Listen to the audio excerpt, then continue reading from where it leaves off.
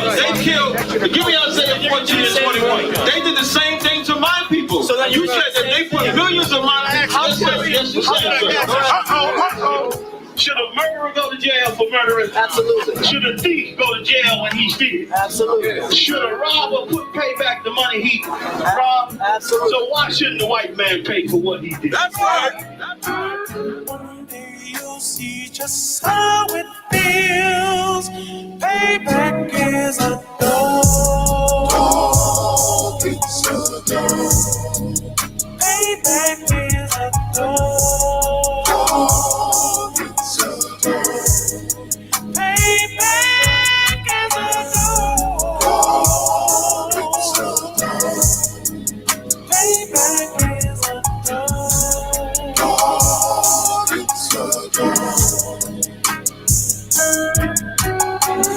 I'm in a hell of a hole, was never expected to grow. Just obstacle set in the road, that a result of me selling my soul.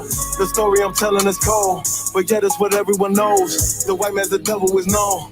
America was never a home, only a place of captivity, safe facility, hating, disfigure me. They claim that I'm lazy, be killing me. Maybe this slavery draining my energy. 400 years and counting, the trail of my tears is countless. The fact that I'm here is astounding, but I can't wait till this shit is surrounded. Ready to tangle my king and the angel, be ready to rap. Crack in the sky, nuclear missiles will make it official. I'm capturing every crack and surviving. Put them all in chains where they need to be, slavery for me. And let the whole world see that with them in the cage and safer in the streets. Put the dog on a leash, get resolved for the beast. 144, get the ruler show, we could all be at peace. As soon as the trumpets are sound, your kingdom we busting it down. The only way justice is found, the time for your judgment is now. You'll see just how it feels. Payback is a dog. It's a dog. Payback is a dog. It's a dog. Payback is a dog. It's a dog. Payback is a dog. It's a dog. Look, ain't no remorse in my blood slim. It won't be no compromise. Now it's time to feed the worms. Watch his body turn to flies. I clutch iron while you trust the lies. The next Glock I buy gon' be Gen 5. I get it customized. And sending shots off like farewell. Praying payback come back around like a carousel. Still remember YAHANNA's words ringing in my head like bells. Said you in his body, you fit the Lord, fuck the cartel. Triangle choke, apply pressure to the game like I did Vondale. Payback's a bitch in a dress, she a bombshell. Revenge is served cold, I just hope they make an oxtail. Glock fresh out the box, I swear it got that new car smell. Made myself a target in a world of mad shooters. There was designed fire for our babies to pass through it. And the day of our king's reign, I'll be overzealous. They bought my jealous, I bought brand new parabellums. Someday you'll see just how it feels. Payback is a dog. It's a dog. Payback is a dog. It's a dog. Payback is a dog. It's a dog. Payback is a dog. It's a dog.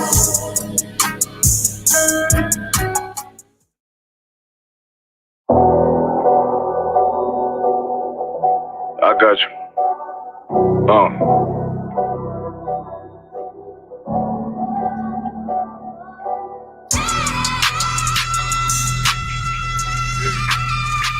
Let it rap real quick. Look. To the eyes, it's time to vote God. My God, a real nigga, cause he wasn't no flaw. Posted on the corner like a watchdog. Family secure, got that shotty in the closet by the mob ball. Fuck what they heard, when tell them it's all true. Be cautious, that foundation falls till you fall through. They gon' fall. Look, I keep this shit 50 times 2. Ain't no more heart in this game, I'm John Q. You colder than the avalanche, way above average. Vince taste sweet, told him make me an apple tree. Left us in the valley full of bones. This where hope failed. Java come on, man. Dark sands get broke down. riding through Evanston with Mark Ward, telling me how the crackers turned his childhood to a ghost town. Focus out, nigga, I lay that game down. I feel his pain, cause nothing is the same now. Let my light shine like heaven through a rain cloud. Glock have a fit like my child, so tangent. Try to warn them niggas we bear arms like tarantula. Them other niggas rap, I make anthems. I really see profits under this banner. Make my enemies bow down on camera. Told my design I wanted black and white like a panda. I'm better than that nigga that sunk dirty to handle. Look, I move like a Brazilian, precious cargo, spirit ancient, but I got a new semi-auto. Wave that bitch around like where's Wardo. Sleep if they won't, I cut through they Z's like I'm Zorro. Hate me for his name, so I gotta keep that steel clutch. Trust me, I'm not what you think. I squeeze till it click like Dorothy when the heels touch. The world got me dumb, I don't feel much. Ride around with Yahanna, just left the state bridge. Looking for a bitch better than Baby's kid. Remember I dropped Quiet Storm, I've been gone ever since. Still in the field, fuck them niggas on the fence,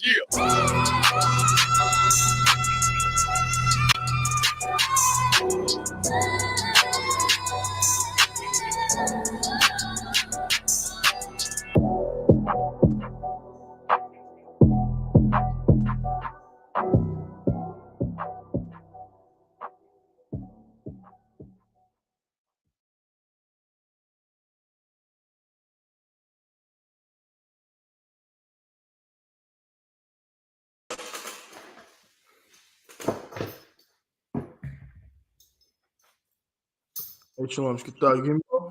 Hey, Khan, Shalom of Christ. Most High in Christ. What's going on? Not much. Hold on a second. God, hold up, Salakia. You know what I'm saying? Trying to get all these technicals together. You know what I'm saying? You feel me? I was messing around with the joint. You know what I'm saying? Momentarily. That's what kind of delayed us a little bit, but that's no sweat. We're gonna work out all the kinks and all of that. You know what I mean? You got the whatchamacallit running over there? I'm about to get it up now. So Yeah, no, it's all good, bro. We're just waiting for Captain Yagarwat, Officer Kowal to join us. You know what I'm saying? Shalom, everybody. How about Shemi? How Shah Baraka Thumb to all the brothers? How Shamar Allah Thumb by Shemar Shah to all the sisters, man. We back again. Another episode. This is episode number 10. Damn, I gotta get some damn hand claps. You know what I'm saying? Some kind of applause sound or something. You know what I'm saying for that, because this is the 10th episode of the Chain Breakers podcast. I mean, damn. You know what I'm saying? We started this joint. I thought you had the sound bite, man. I'm trying. I'm hold on. Give me 1 second. I might be able to get it. Hold up. Yeah.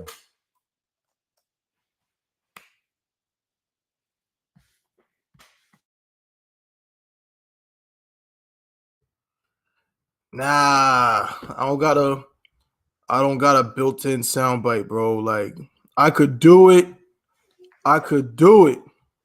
but you know what I'm saying? I don't have it like built in, like right at pause at my fingertips. By the end of today's show, I will have it. I'm gonna do this joint on the fly, but I'm gonna get that sound clip, maybe some other joints as well. You know what I mean? Matter of fact, let's see if I can I might have to do it the old-fashioned way. You know what I'm saying? This is gonna cause my computer to go crazy, but it's all good. You know what I'm saying? I'm gonna play something. Y'all might let me know if you hear it. Let's see. Let's try this out. It's experimentation. You hear anything? Salakia? Yeah, I heard it. Most High in Christ. Hey! Thank you. Okay. Most High in Christ. So now I know kind of how to do that.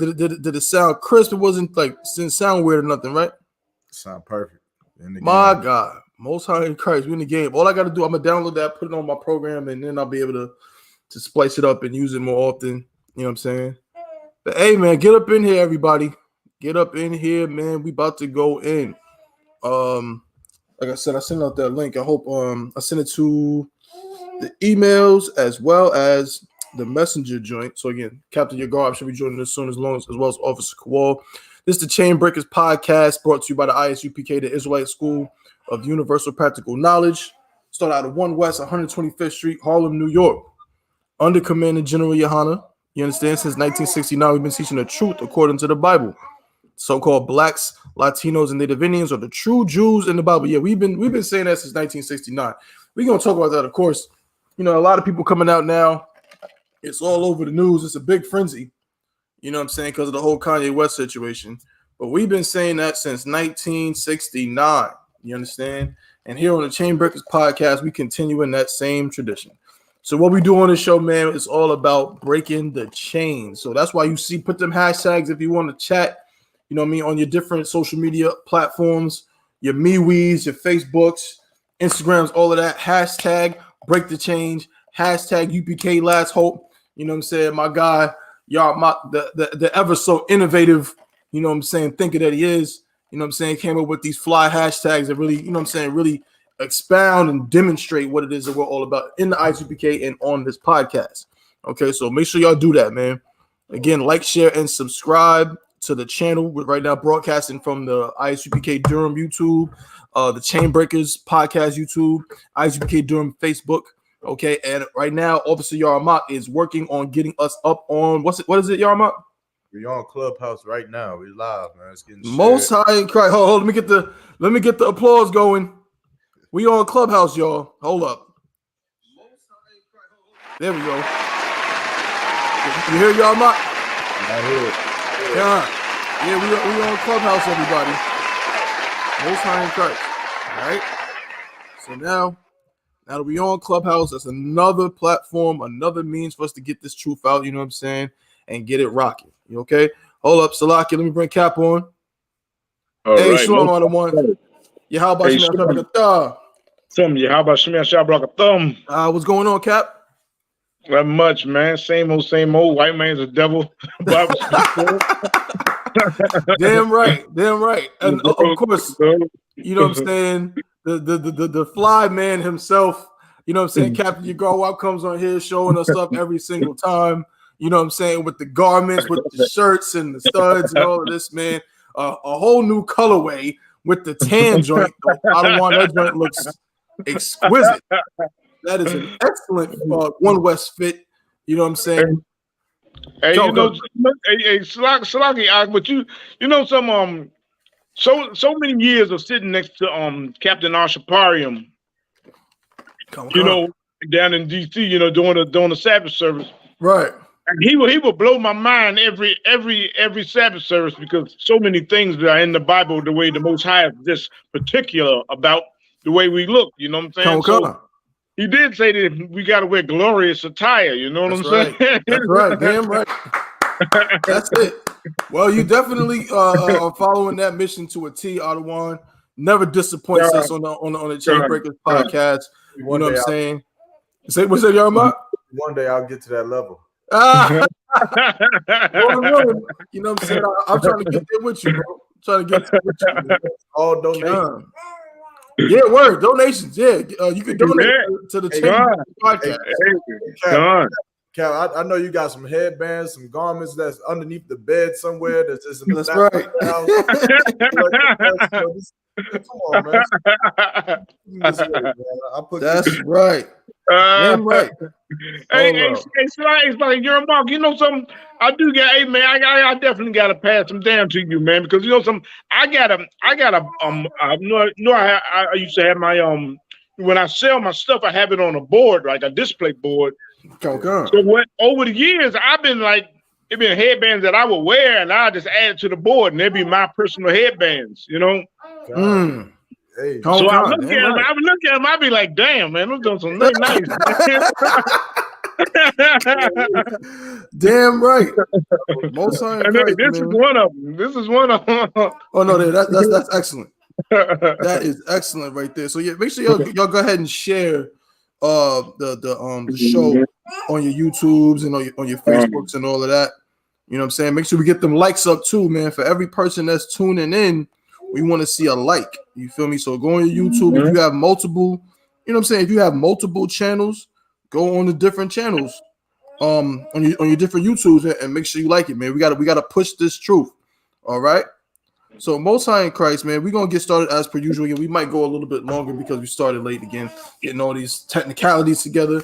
You know what I mean? We're gonna get more and more equipment as we go forward, like I always say, to build up the channel to get it where it's just crisp all the time. And we need y'all help doing that. You know what I'm saying? We still got the contest going on again.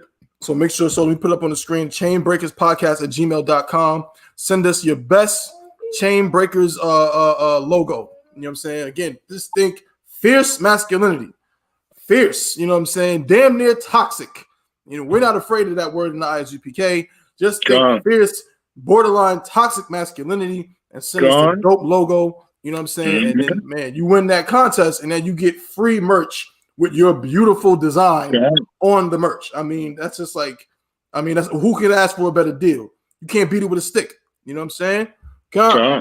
So now, or I think Officer Kowal should be with us shortly, but no, so we're going to get rocking and rolling. So I always give my brothers, my constituents, first of all, let me give a formal introduction. Of course, we have Captain of 10,000 Regard Wap with us. You know what I'm saying? Always. You know what I'm saying? Heavy hitter. We got Officer 500 YAHANNA, another heavy hitter out there. You know what I'm saying? Right now, holding it down in Goldsboro. This brother be moving around, jumping around, handling business all the time. It's like, you know what I mean? This dude is just a worker. You know what I mean? Hey, you seen Cross the Line last night, right? I didn't catch you. What happened, YAHANNA? I saw it.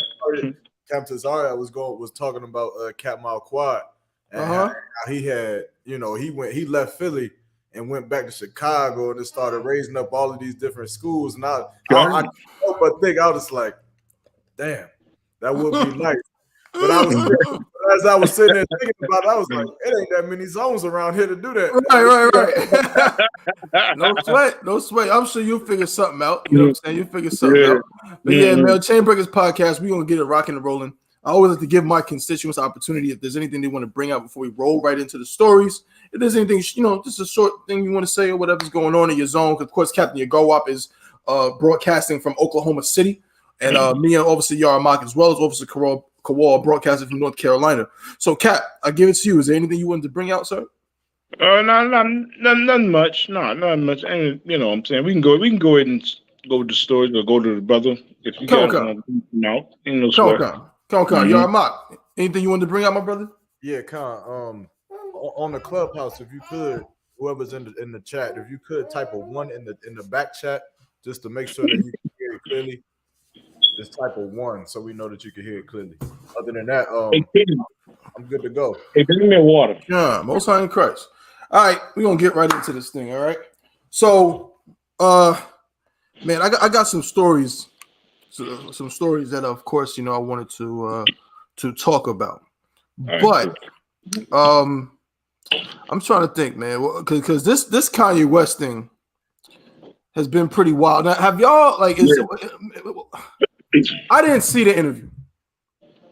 I didn't see the Noriega Drink Champs interview. You know, I seen pieces of it. I know everybody's talking about it and what have you. Did anybody else see? Yeah, Cap. Salaki, I seen I seen bits and pieces too. I didn't see like the whole interview.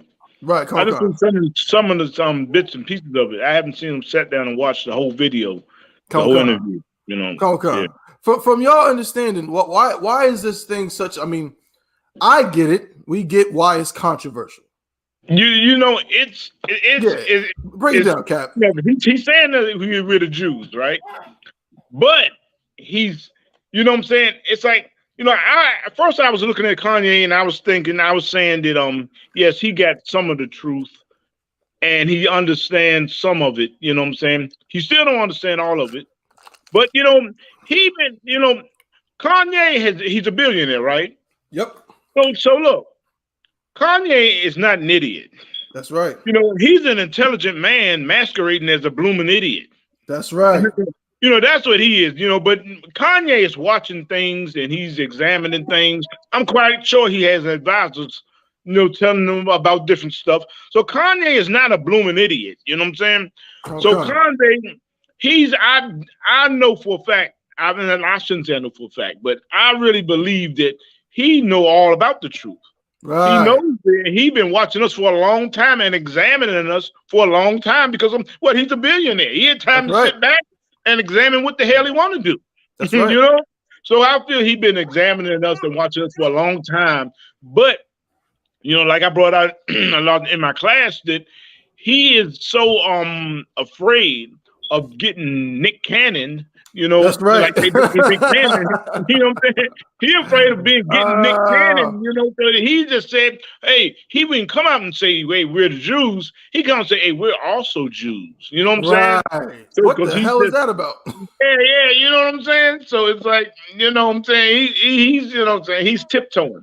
He's tiptoeing around. He's tiptoeing around it, you know what I'm saying? But even doing that, you know what I'm saying? It's like it just busts everything open. That's right. So now, you know, right. I'm getting me a hoodie ready to have Jew by blood. Hold on, let me get the damn hand claps. Put it on there, you know what I'm saying? I'm getting ready to put it because hey, it's time to shine now. That's it's time right. to shine now. They didn't, you know what I'm saying? It's like they've been watching us for so long. That's right. They've been watching us for so long. They've been watching us for so long, but they never wanted to just bring it out in the open because it'll shine too much light on the truth. You know what I'm saying? So but it takes an idiot like Kanye West, you know what I'm saying? Who's, like I said, he's really intelligent, you know what I'm saying? But he's masquerading as a blooming idiot, you know? But that's right. Now it's like the truth is like, see, the way the Lord worked, who knows the way the Lord is going to bring it out? The Lord said, the Bible said he's going to pour his spirit out. That's right. You know, pour his spirit out. You know what I'm saying? So he's pouring his spirit out, and who knows what's happening right now? Well, I know what, Slakia, who knows what he's going to do next? You know what I'm saying? Right. So a blooming idiot like Kanye come out and just say, "Hey, we're also Jews," and next thing you know, everybody, white people gone crazy. The Jewish man gone crazy, and I love the vex Amalek. I love the vex of Amalekites. I love it so. The Jewish man gone crazy, and I love the vex Amalek. You know, so when they come in and ask me, hey, is that the Star of David? You know, one time I was in the casino, and then the devil came in here, a Jewish devil came and asked me, an old man. He said, is that the Star of David? I said, yes, it is. You know what I'm saying? Just to vex the hell out of him. You know what I'm saying? Right. I ain't gotta go into no breakdown with him. You know what I'm saying? I was in the casino trying to win some money. Get the hell out of my face. You know? Right. But I just said, yes, I am. Yes, it is. Yeah. You know? The Star David. Right. You know? That's right. Take it and suck on it. You know? Get out of my face. You know? Go ahead, brother. Man. Yeah, right. Salakia, Ottawa. That's heavy. What you saying, man? Because it really shows something. That's kind of what I want to get into. And we're gonna start here. We're going to pause on it, talk about some other stories, and by the end of the show, we're going to come back to another story that I saw that made me livid. It made me absolutely livid to see what's going on with Kanye. And it's very interesting because in the UPK, we're all about the truth. You know what I'm saying? We know that Kanye is not in the truth. We know that. Like you said, Ottawa, he's an intelligent man masquerading as a buffoon, which in America, it works here. The scriptures say that ignorance, I'm paraphrasing, that folly is held in great dignity. So if you're a black man and you act like a fool, you can get rich in America. That's absolutely what can happen. But he didn't even say it. He literally did not say anything quote unquote anti-Semitic. Literally, like if he did, I would say it, but he didn't. He literally said that we're Jews also. He never said that Amalek is not the Jews. He said DEFCON 5, which is not even real. That's not even a thing. It's not DEFCON. It's DEFCON 5. He said the wrong thing, and they're still up in arms over it. Yeah, and they're going crazy, which shows you what we've been saying since 1969. You ignored the I.S.U.P.K. We've been on them corners for over 50 years, and you ignored us and said we was crazy niggas and said we didn't know what we were talking about. But every single time somebody even suggests that the black man in America is the real Jew, look what happens. You know what I mean? And you blackity blacks, you conscious community blackity blacks. And I'm gonna get your point in a second, Yarmak. You conscious community blackity blacks. Didn't we tell y'all no one cares if black people call themselves Egyptians? No one cares if black people say they're Nigerian, Matumbo, Mbutu, Mtume. No one cares. But as soon as a black man says, I think we might be Jews, fire him, in all his endorsements, disconnect him from everything, shut down the banks, put his credit cards in something where he can't access his money. They go on a scramble to destroy a black man who says that, man. Yeah. Which just goes to show you, man, that we're free black men in the I.S.U.P.K. The rest of you brothers out there, man, you still in slavery in this place, and it's a damn shame. Y'all, Mark, please.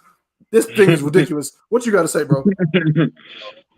Yeah, everything y'all said is absolutely correct. I ain't really into the whole Kanye thing, so I ain't really do my own studies on it. But like you said, like even my grandmother, she gave me a call, and she's talking about Kanye said that some of the same things that y'all be teaching. Mind you,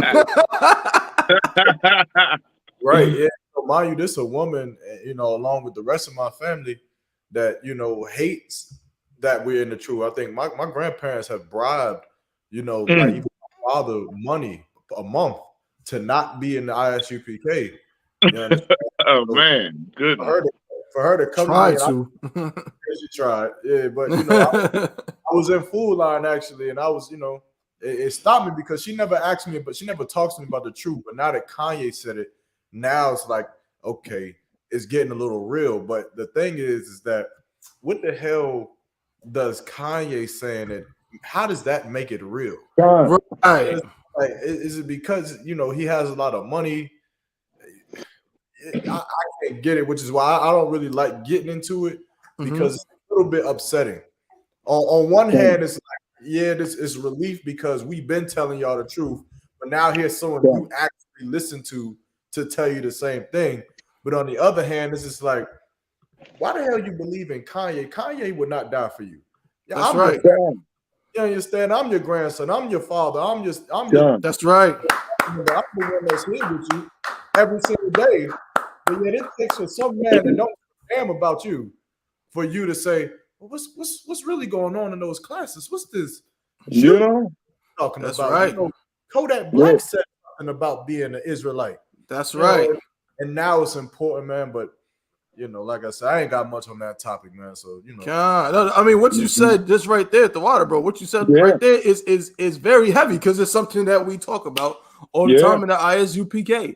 And it just occurred to me. It occurred to me something, right? Check it out, y'all, based on what you just said, right? Is it the money? Is it the fame? Is it whatever? We know it's all of those things. Here's further proof. Here's further proof that money in America makes you all of a sudden listenable. It makes people feel like, well, let me hear what you got to say. Oh, you got money and you said it. There might be some truth to that. Because when we go to camp and we go on that podium on a Saturday or a Friday, and we do what we do, we you know what I'm saying? We do the work of the Most High. We open up that Bible. We teach our people. What's one of the main things that they say to try to scoff at us? Go get a job. Get a goddamn job. That's the first thing they damn say is get a job. Like, what? Okay, first of all, you don't know whether or not I have a goddamn job, for one.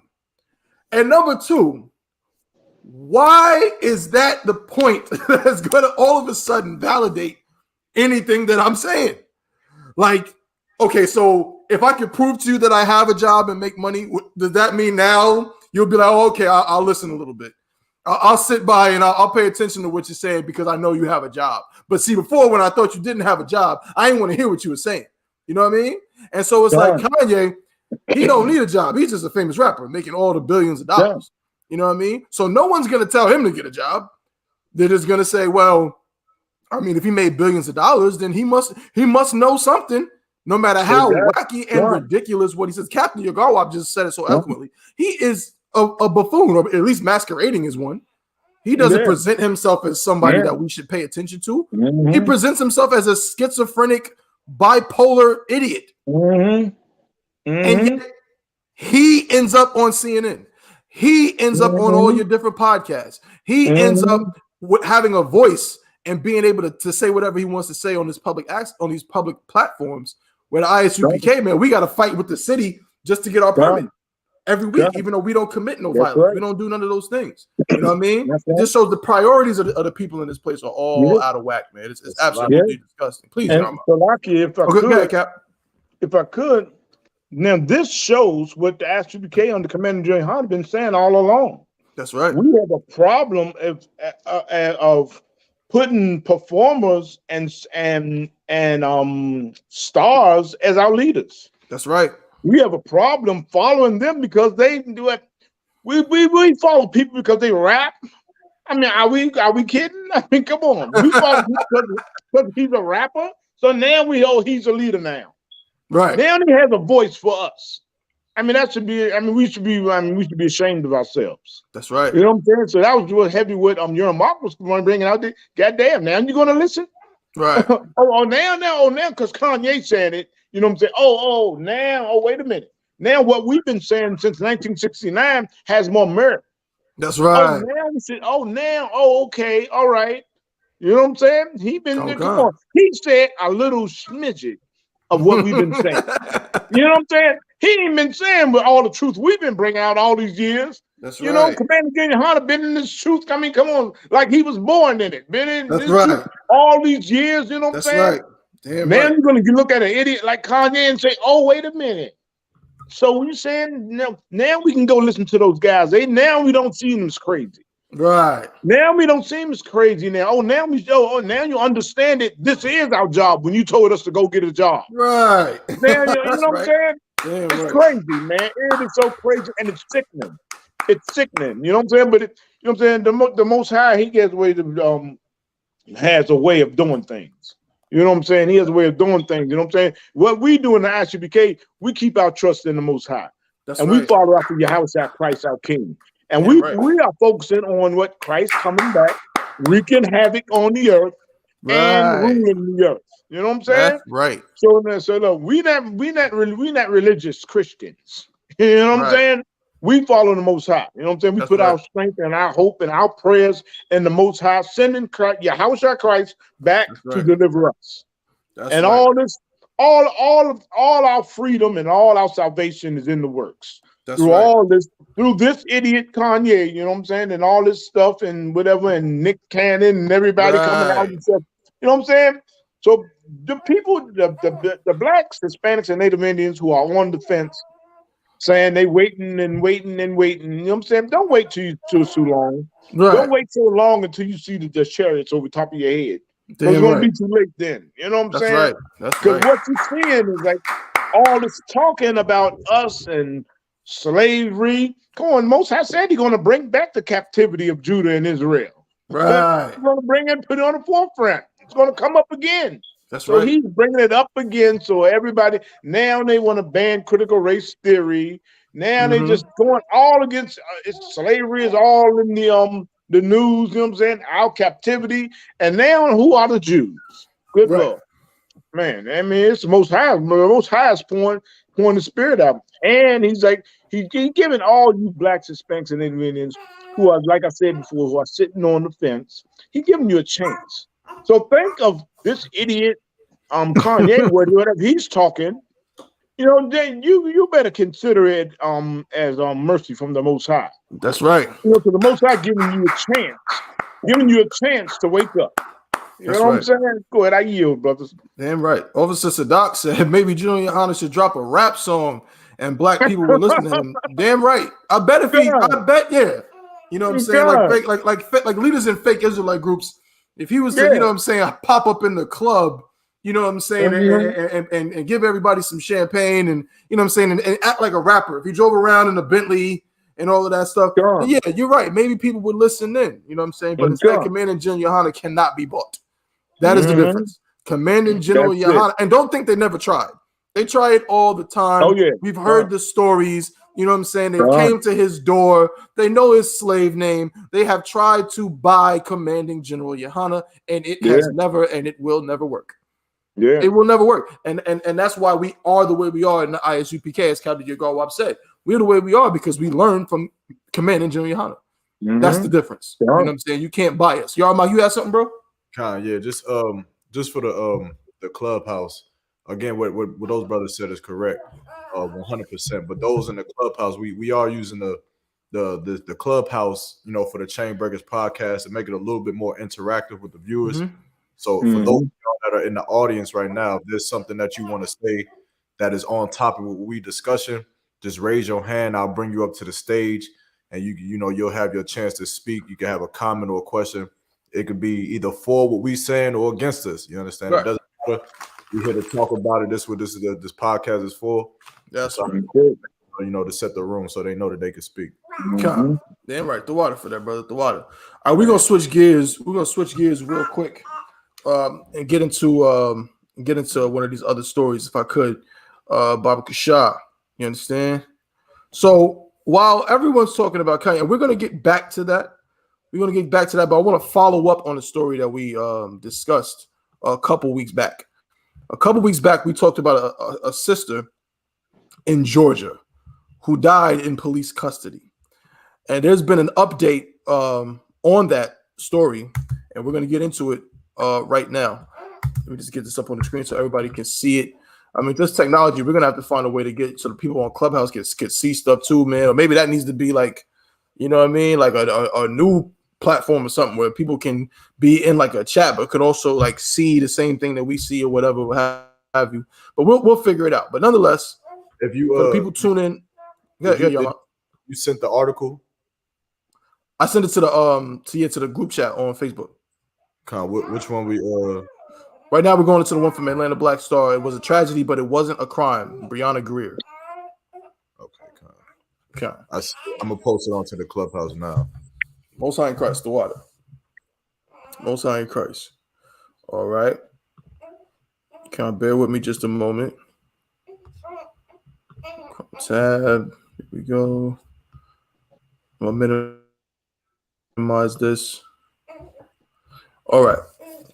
So this is a story from Atlanta Black Star. Again, this is a follow-up to something that we were discussing a few weeks back about this sister Breonna Greer, who was killed, who died in police custody. It says, was a tragedy, but it wasn't a crime. Breonna Greer cracked her skull when she fell out of unlocked patrol vehicle.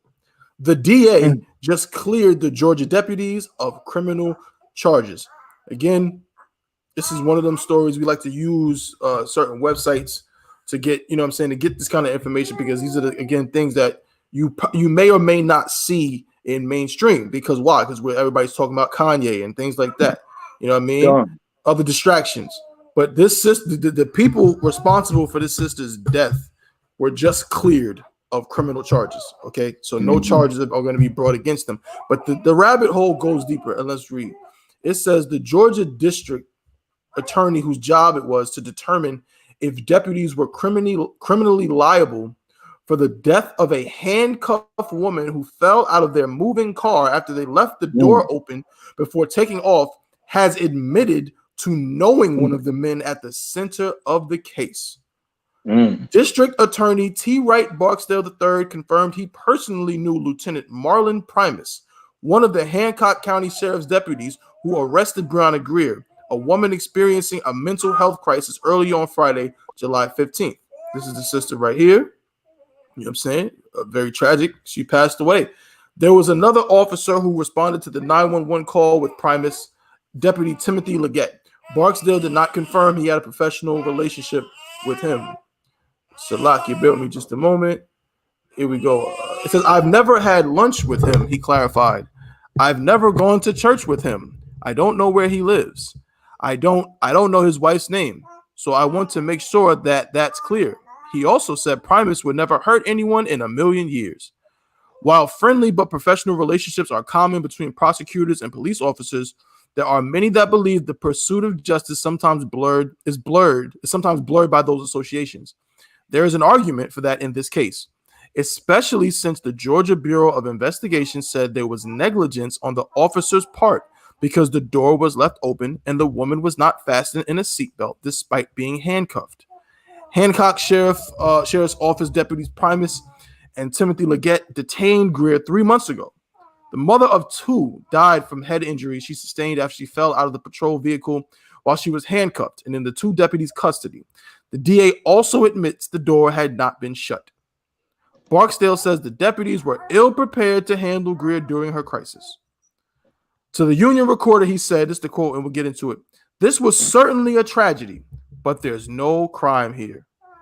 The real tragedy here is how underfunded our local law enforcement agencies are, and how ill-equipped they are to handle the mental health crisis that's touching every corner of this state and this country. It is a tragedy, but it is not a crime. And then, of course, you add in the fact that the DA is like buddies with one of the officers. He says he don't really know much about him, but they know each other. And admits that the door was left open. And then he goes and says, well, really, you know, this issue here is all about mental health. Captain Yagarwa. Well, maybe you know, Salakia, but maybe the mental health is on the officers. Right. And you don't close the door. I mean, come on. You thought it was, I don't understand it. I mean, you crazy? I mean, exactly. You leave the door open and pull off? I mean, come on, man. I mean, what, like I'm saying, the door was open. So it wasn't like closed and unlocked. It was wide open. Is that what they're saying? So yes, it was open and they pulled off. So it's like, I mean, what are you saying? How is that not your fault? How are you? I mean, it's nowhere in the world that those officers should have been held not guilty of murder. That's right. Anytime you're going to handcuff somebody, and you know what? You have no leverage. You got handcuffs on, you have no leverage. You know, sitting down and you move, you can't move your arms to brace yourself or anything. You have no leverage. So you pull off, they're gonna fall out. It's a big possibility that the person in the back of the car with handcuffs behind their back, they will fall out and bust their head. That's right. I mean, come on. It was intentional. It's crazy. Come. And it's crazy. And they stand there, you know what I'm saying? See this? I mean, come on. You just should tell you that, come on, this is not our rest. This is about, that's right. I mean, come on, they are really trying. I mean, if they could, they would annihilate us off the planet. That's right. If they could, you know, that's right. They could, I mean, when they try stuff like this stuff is, it's crazy. Like I said, it's a no-brainer for a judge to come there and say, "Oh, these clowns guilty." They set that up. Come on, they set that up. They meant for them to do that. Come on, how in the world can you? I mean, how can you drive off with the door open? Or you didn't look back there? You didn't see? I mean, come on. It's like, I mean, man, even if you didn't know that the door was open, it's negligent police work. That's right. And you have to be held accountable for it. You have to be held accountable for being negligent. You can't be a cop being negligent and saying, "Oops, I left the door open. Oh, she just busted her head. She's dead. Oops, my bad." I mean, come on, man. That's That's exactly what they do, Adawan. Exactly. This is how much our lives are worth to them. We go. That's what it is. Adawan. Salakia. That if I could, that's such a heavy point. Salakia, Adawan. That's too heavy. What you're saying, it just shows the value of our lives in this place. I mean, I could think of a million scenarios where this would not be the outcome. If this had been a white woman, if this had been a bunch of black cops and some white woman tumbled out of the damn back of the police car, even if she was, she could have been strapped in and undid the strap herself. She could have been jumped out the back of the damn van or what have you. And they would have said, well, you see, it is the responsibility of a police officer to make sure that his detainee is detained. They would have went, you know what I'm saying? They would have went DEFCON 5 on that brother or those brothers and put them under the jail if something had happened to some Becky. You know what I'm saying? You cannot use that defense when you're. It's like this, Adawan. If I could, and Yaramaka, again, I know you. I definitely want your input on this. Like, it's like when you're a cop, it's like you got to get out of jail free card. Yeah, you know what I'm saying? It's like when you play Monopoly and you get the don't go to jail, like pass go, don't go to jail. That's what it is when you're a police officer in this damn country. You understand? Because a normal citizen can't use that defense. They can't they can't say oops. How many people have left their child in the car who perhaps by accident left their newborn child in the car on a hot summer day for just a minute too long, and the child died, and they're held criminally responsible through negligence. You understand? Exactly. But now you're a police officer, and your response, the DA's response, is, "Oh well, it's a tragedy, but it's not a crime. The real crime is that we need more funding. More funding, so what? So more sisters can fall out of the back, out of the back of a car and break their goddamn skull. You understand? This is so disgusting when I see stuff like this, because what we see when I look at the sister and I.S.U.P.K, when we see our beautiful sisters have to go through stuff like this, man. No other race of women other than Black, Latino, and Native Indian women have to go through this. You understand? They get protected. You know what I mean? But our sisters, you know what I mean? No matter how much, where's the feminist movement, man? Yeah. Where's the feminist movement about how these two men were, were negligent with this sister? They ain't nowhere to be found. Yeah. They ain't nowhere to be found. I ain't see Black Lives Matter either. You know what I'm saying? Like, so we really gotta, Salakia, it's just so terrible to see this over and over and over and over again, and no one says anything about it, and no one does anything about it, and no one has none of the solutions to this problem. You know what I'm saying? But go ahead, Yarma. Let them know. Before I get into it, I just want to respond to some of these comments on the clubhouse. Shalom, Daniel Rodriguez, Kodam, Trooper Hawan, your power not Shalom. But your power not said no other race will go through it, man, and that's absolutely true, man, because the other races, they know how to protect their own, and that's something that Blacks, Hispanics, and Native Indians, we got to learn to do. That's right. Learn to, hold what these officers, these people who are in authority over us, accountable for the things that they do, man. And that's like what Captain Yagarwab said, that accountability, that's something that's heavy for me in this story, because they want us to surrender. They want us to not resist from being in their, which I want to say protection, but good night. You understand? It's like we not when we submit to them, man. It's almost like you flipping a coin when you get out there. It's almost like you flipping a coin with your life when you get on your knees and put your hands in the air, because you don't know what's going to happen next, man. And you got to imagine what, like, for America and for white people who's looking at stories like this, and they look at how Black people resist arrest and how they run away and do things that we do. You got to look at stories like this, and you have to, something in your conscience has to say, well, if they see stories of Black people who did not resist arrest, who got handcuffed, and then they get hit by a freight train, right? They see stories of women who handcuffs, and then let them fall out of a door of a cop car or banged up in the back of a police van like Sandra Bland and lose their life. When they see things like this, maybe that is the reason why they react to the police the way that they do. That's right. And those police officers should be held accountable for what they did. That's right. That's my advice. But like you said, when we let them put us in handcuffs or whatever, however they take us, our lives are now in their hands. They have direct responsibility for my life, the same as if I have a child in the backseat of my vehicle. I'm responsible for that child. So you know what I can't do? I can't speed with that child in the car. I can't run red lights with that child in the car. I can't drink and drive with that child in the car. That has to be in a seatbelt. The child has to be secure, because if something does happen, it ain't gonna be a oopsie. It ain't just a tragedy.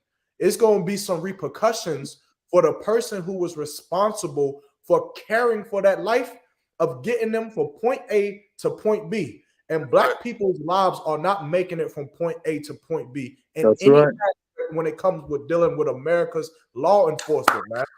So there is no trust that we can allow America's law enforcement to come and handle nothing. They can't come inside of my house. They can't search my car. And you understand? And this is what's so, and I hate to go so deep about it, man, but coming up from Durham, we dealt with the cops a lot, man, and they don't understand. Like I hate the devil, man. I hate them because they think they know so damn much. They claim to know so much about psychology, and they do all these studies on our people, but they don't know how hard it is for a nigga in the street to say, no, you cannot search my vehicle. They don't know how hard we have to fight and say, well, my parents always told me to, say no. I'm supposed to say no. Why them white people on them justice today, lawyer advice, don't ever say nothing to the cops. Right. Don't never search your vehicle. It's so easy for them. But for us, we such a peaceful people, man. And we naturally innocent and we don't want to cause problems with our oppressor. So that's it's hard to say, no, you can't search my vehicle. No, you can't come inside of my house. We naturally want to say, yeah, you can come in. Yeah, you can search my vehicles. It's nothing in here, officer. But time after time again, we've seen our trust get misused, and then they plant drugs into our car. Or they lie and then say that we got a gun and then shoot us, or they let us fall out of a vehicle and then we lose our lives, man. And at some point, America, man, has to have some kind of recognition to the fault in their behavior, man. They like a bad child, man, that need to get punished. That's right. Child that need to get disciplined, man. And that's why Christ's gonna have to come back. Damn right. That's it. Man, because this is disgusting and it's terrible. And I'll tell you one thing, it damn sure is gonna be a tragedy what Christ do. That's right. That's right. How you?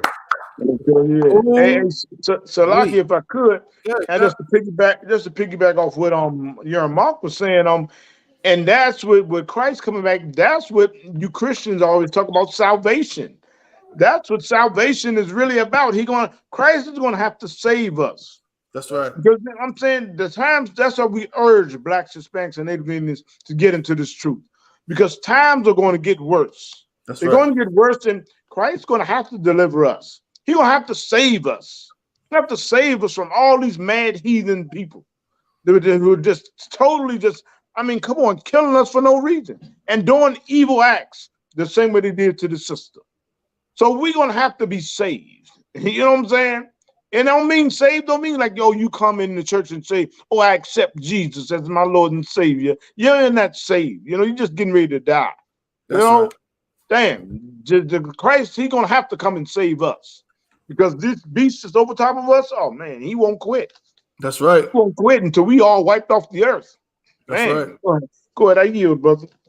Damn right. Heavy points, man. Like, it's just, we do this every single week, and every week is something new that just, and it's like, even though it could be the same story, it was already tragic what happened to the sister, and now there's not going to be any justice for it. You know what I'm saying? It's like really sickening to see this happen so much, so often, and to just know that it's only going to happen to our people. You know what I'm saying? Which we know. We already know that that's what it is. And then brothers and sisters, this is why, like Cap was saying, man, the time is short. You know what I'm saying? We implore you brothers and sisters, man, to get into the I.S.U.P.K. You know what I'm saying? So that way we don't want to see this happen to no more Black women, no more Latino women, Native Indian women. We don't want to see this kind of thing, man. If you want the protection of the Most High, man, under this banner, then that's what you got to do. You got to come up in the I.S.U.P.K. You know what I mean? So moving right along, you know what I'm saying? Again, you know what I'm saying? Hopefully, you know what I mean? There's some justice coming for that sister. Brianna Greer is her name. Brianna Greer. All right. If y'all want to, you know what I'm saying, follow the story. So the next thing we're gonna go into is another story here. Salakia. Bear with me just one moment. Well, no, let's talk about this. This one I thought was was interesting again, because I love those stories. All the stories always prove that the I.S.U.P.K. is the home of the truth, and that what we've been saying since 1969 is the absolute truth, right? We know that. That's not even a question or any kind of debate for us. It's nothing to think about. But interestingly enough, sometimes we still get scoffers. We still get people who, you know what I'm saying, question our methods and say, oh, that's not true. Where'd you get that from? Or whatever the case may be. No. Here's something I saw that was, you know, we talk about this at camp all the time. We just said it today in the show. I hope y'all are ready for this. I'm going to put this up on the screen to just show you what year we're living in. You know what I'm saying? What time we're living in. It don't matter. Y'all see that right there? Oh, let me scroll down. I hope y'all see that word right there. Right there, it's at the very first word. It says slavery. That's right. Slavery is on the ballot for voters in 5 U.S. states. Yeah. Damn. 2022. People in 5 states got to vote if whether or not they want slavery to still be on the books or not. Good. Oh man. I mean, I mean, come on. It actually says slavery. This oppressor is not joking. It's slavery. Slavery. I mean, come on. It's on the ballot. I mean, come on, man. Come on. I tell you, man. They want to put us back in the cotton fields. That's right. Damn. And now it's on the ballot. I mean, now they got a chance. They got an opportunity to maybe do that. Yeah. So let's scroll down and read some of this. It says Nashville, Tennessee. More than 150 years after slaves were freed in the United States, voters in 5 states will soon decide whether to close loopholes that led to the proliferation of a different form of slavery. Forced labor by people convicted of certain crimes. Now, I'm sorry to stop it right there, but God damn it. Did we not in I.S.U.P.K say since 1969 that slavery never ended? We said that. And how many politicians, the Cap, please, you from DC, the nation's capital, you know what I mean? You from, the Federal Investigation Bureau, the White House, the Capitol Building, Capitol Hill, all of that right in your backyard, right? Now, you tell me, when y'all was having them camps in DC, I love to watch them videos, by the way, back in the day, Captain Osh and Captain Mashak and all them brothers, man, out of Wanya. I know for a fact that y'all got into battles with politicians. I know for a fact y'all got into battles with uppity Negroes who said with suits and red ties, congressmen, senators, you know what I mean? All assistants to congressmen, all this kind of stuff. And I bet you they said proudly and firmly, slavery ended in 1865. Stop bringing up the past. Stop talking about old stuff all the time. Talk about the future. I know because we do the same thing today, and we're not even in. We in the South, and we're not even in this. And some cat woke up to us saying, "Oh, forget about this in the past. We're moving beyond that." Well, Cap, now what they say, they should say a long time. That was a long time ago. That was a long time. One white guy looked at us and like, come on, he was so flabbergasted. He was like, "What are you talking about?" I mean, come on. That was a long time ago. I mean, come on. You know, they was like, you know, every time we say, and then like, of course, you know, there was always Ancient Mama. She still stand out there. Ancient Mama come up. Oh no, that was a long time ago. Y'all need to stop all that madness. Y'all need to go ahead and get a job. Y'all need, you know what I'm saying? And we just stood up there prophesying that no, slavery's going to be back. And I remember when we used to always say that with some of you coon Negroes out here, they said, man, you would love to be back in slavery. The way you love kissing a white man's butt, you know what I'm saying? Man. I mean, but man, now they got a chance. You see something like this, man, it's like, like I was just saying that Christ is going to have to save us. That's right. He's going to have to save us. I mean, look, slavery is on the ballot. I mean, come on. I mean, that's like a mad joke. That's like a mad joke. Give me a drum roll. On the ballot. Right there, yeah. It's on the ballot. Slavery. I mean, you nigga, I mean, come on. You brothers you better wake up, boy. You better wake up. You think you're a hustler? You know, man, you get hyped up off them rap songs and stuff. You think you're a hustler? Hey, they're gonna put you in the cotton fields. That's right. They're gonna make you pick string beans and everything. Oh yeah, they want it back.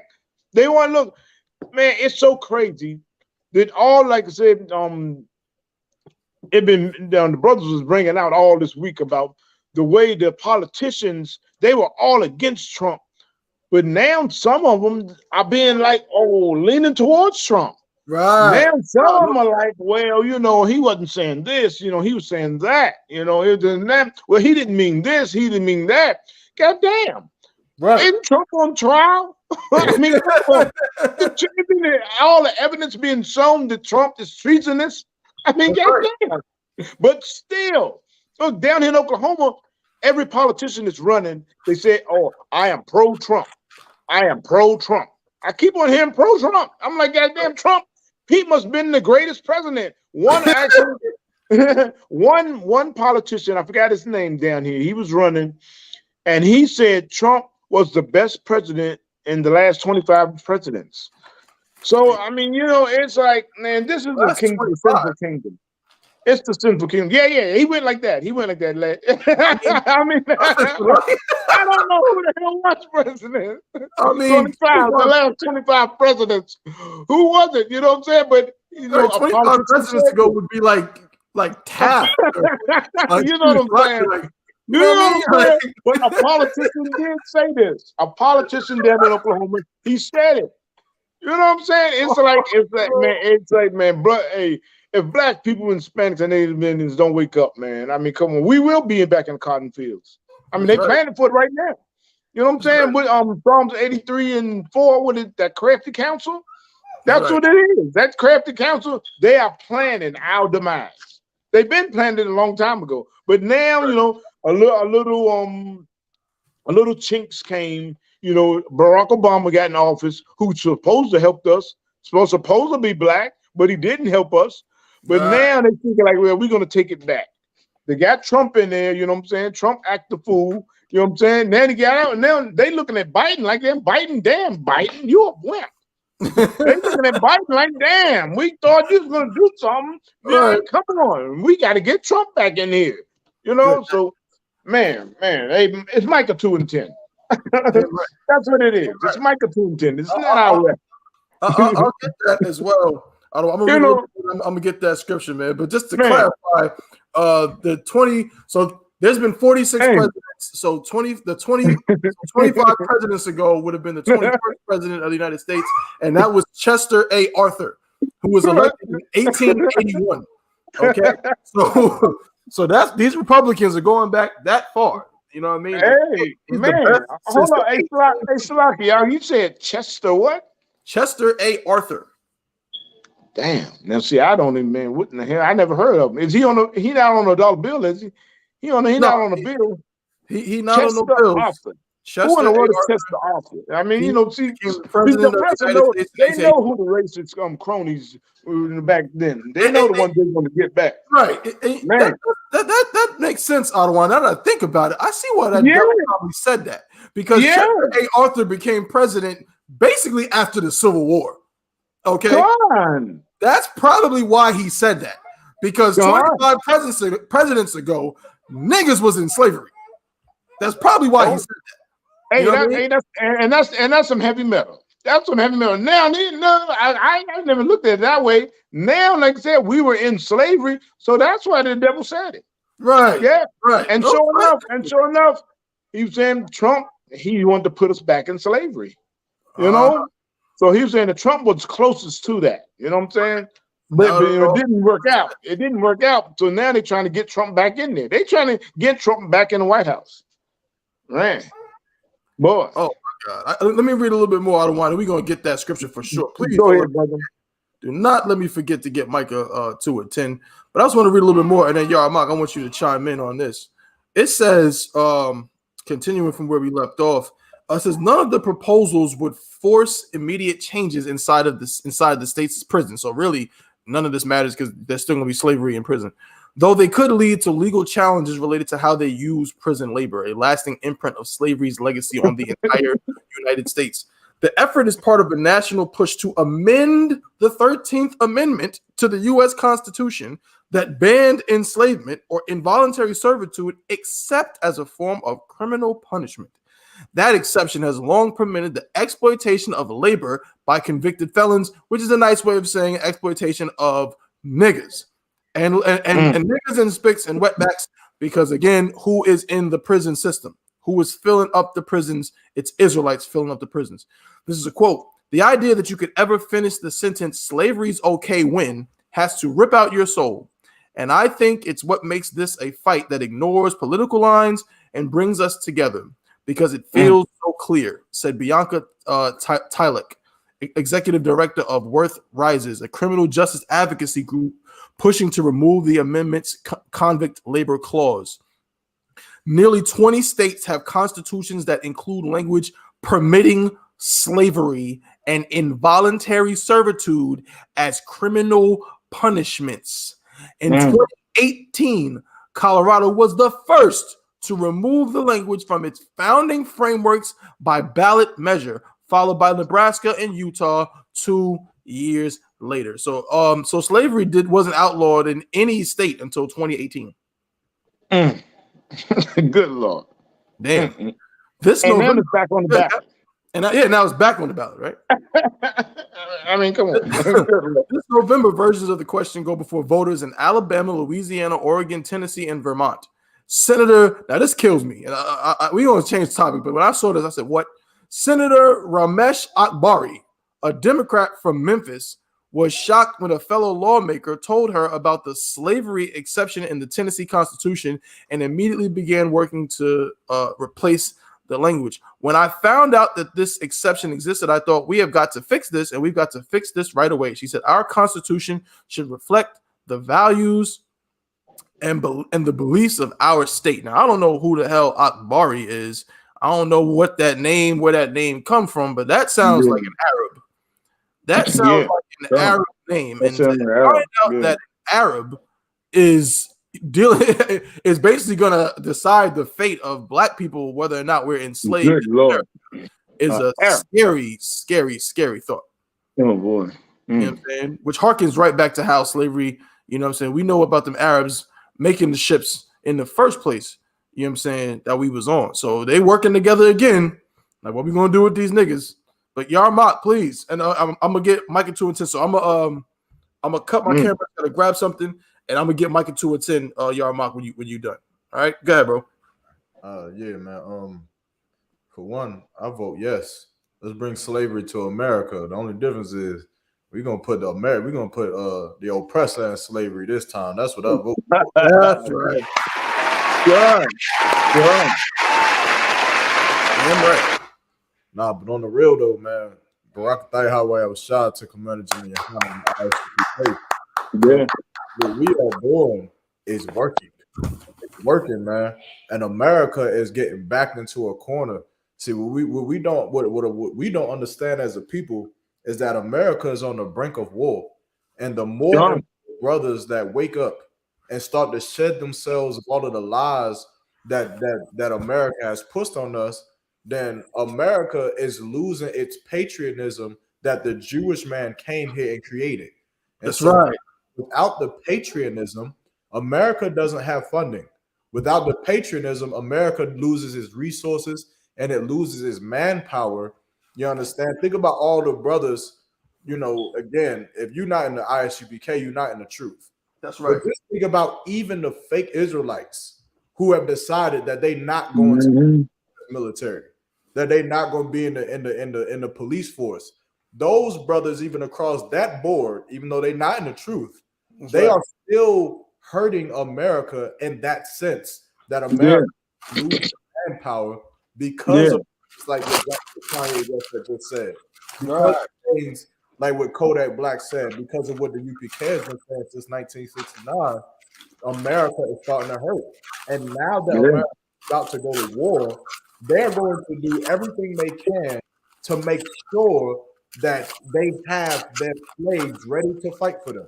That's right. Whether in slavery, or whether they have to draft you, or whether they push more dogma and shut down Jay-Z and push more Christmas and more Halloween and more holidays, food stamps, maybe give you a little bit more government assistance. Whatever they can do to replenish the patriotism that the Jewish man had came over here and created, they're going to do it. But at the end of the day, they want you to fight for them. That's right.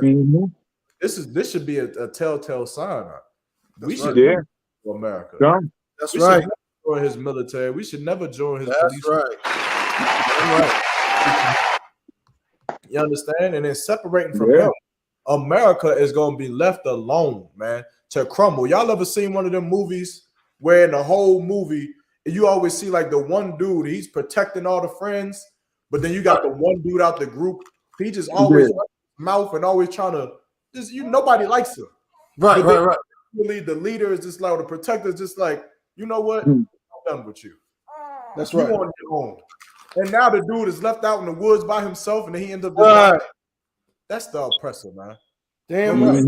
Finally say, you know what, you on your own. You fight the Chinese. Yeah, come You fight the Russians, and you fight the Koreans. That's right. By your damn self. That's right. America is going to trouble, man. And them Middle Easterns, boy, I tell you, them are wild people. That's what the Bible said. I ain't said it. That's right. I'm America, man. You understand? And then we're gonna be left to pick up the pieces. That's right. And we can set the world in a righteous order, man. And all of these stories that we bringing out, you won't hear about it no more. We ain't gonna put Middle Eastern women in back of cars and put them on train tracks. Right. We ain't mass molesting and mass raping and murdering heathen nations just because of the color of their skin or because of they less than us. We ain't gonna do that. You understand? We're gonna rule a place like the scriptures say when the wicked the earth mourns, but when the righteous is in rule, the earth rejoice, man. That's what's gonna happen. That's the natural order of things. So yeah, I vote, man. I vote. We're gonna take it to America and we're gonna pull it, we're gonna make it fulfilled, man. You understand? Set the record straight, man. But you? Right. No, that's heavy metal. You know what I'm saying? It's a crazy thing to think about what we're in right now. But like you said, man, you talking about the future, and that's what they want us to talk about. Right? They always say, "Why you guys so stuck in the past?" Well, guess what? We're not stuck in the past. We talking about the future. And you going into slavery, Mr. America. You're going into slavery. Okay, we're not talking about the past no more. Forget what happened in the past. You're going into slavery. You know what I'm saying? That's right. That's what we're gonna talk about, man. We're gonna get a scripture right now to show it. So, like, bear with me just a moment. We're gonna go to the book of Micah. You understand? I'm saying, all you Bible thumpers out there, y'all love the Bible so much. I don't know why. Cap and y'all, it always amazes me how we be at camp with a Bible. We should have 8,000 people surrounding us. Doesn't everybody love the Bible? God. I mean, damn. You know what I'm saying? If we were sitting up there blowing up balloons, you know what I'm saying, and drawing portraits or doing backflips, you know what I'm saying, or dancing, more people would surround us, but these same people claim to love the Bible. No sweat. Yeah, God. This is the book of Micah, chapter 2 and verse 10. Go ahead, break it down, Cap. Arise ye and depart. Arise ye. That's so important right there. Arise. It starts with arise ye and depart. Like, take your spirit out of this place. Take your spirit out of it. Take your mindset out of this place. Arise ye and depart. Read on, brother. Come on. Salakia, for this is not your rest. This is not your rest. So many of our brothers and sisters fight to get to America because America has destroyed their land.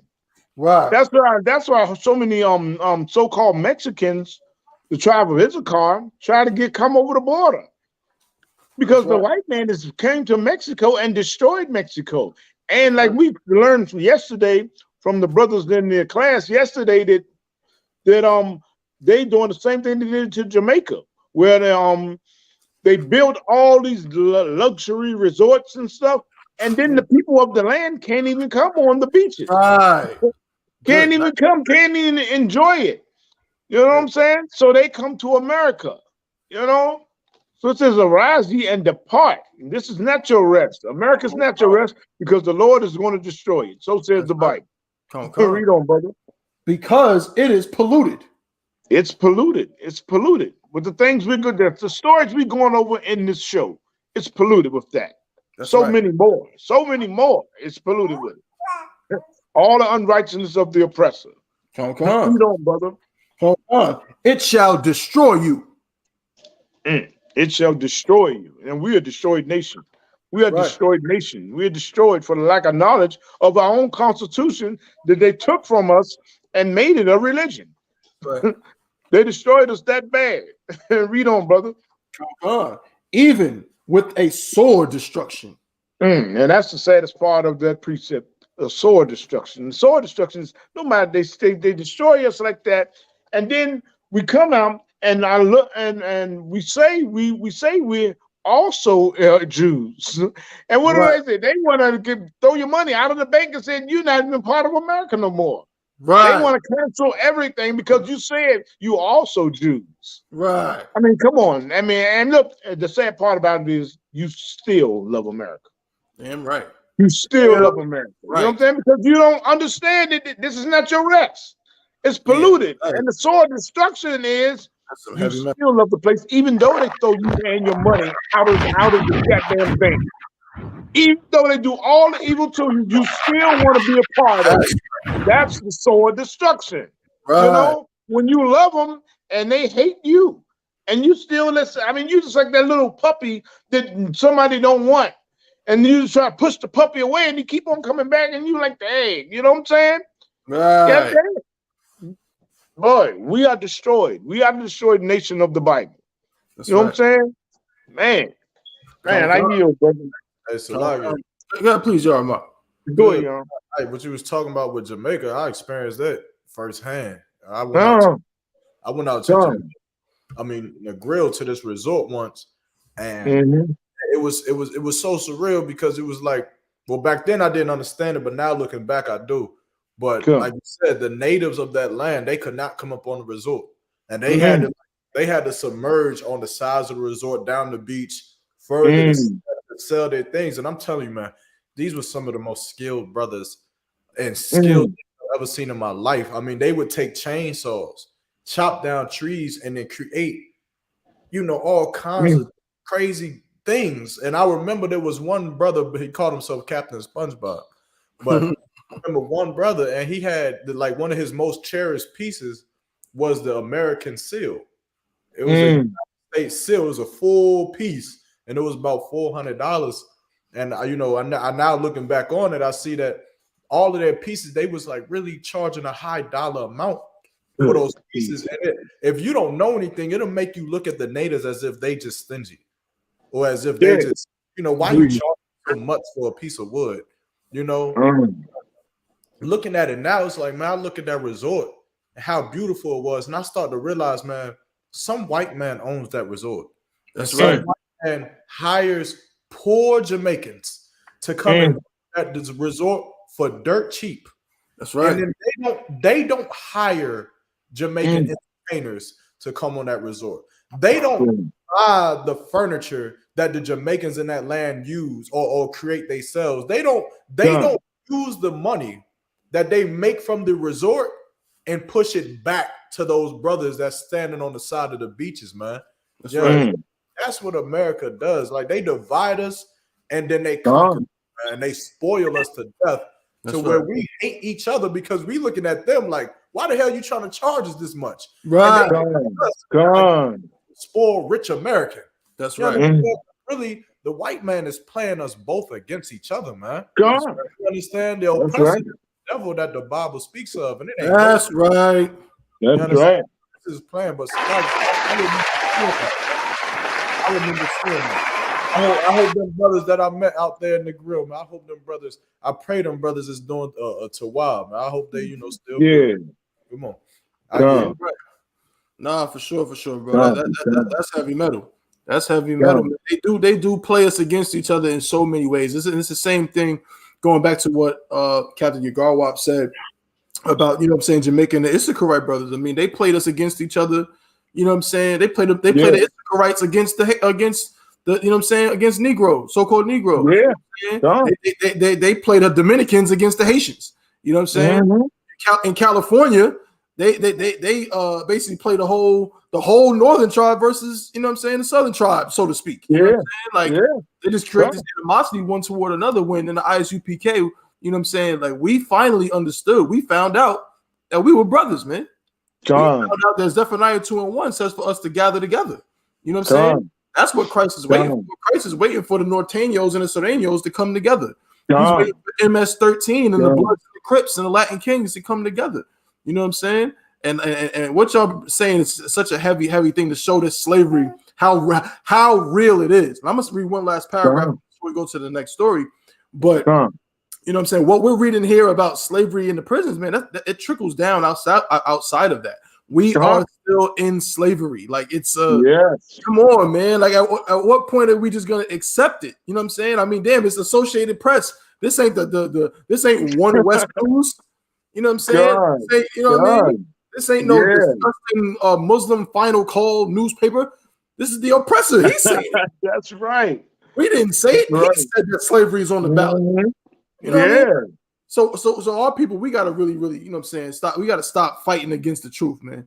We gotta stop fighting against it. So I'm gonna read a little bit more before we move on. It says scrutiny over prison labor has existed for decades, but the 13th Amendment's loophole in particular encouraged former Confederate states after the Civil War to devise new ways to maintain the dynamics of slavery.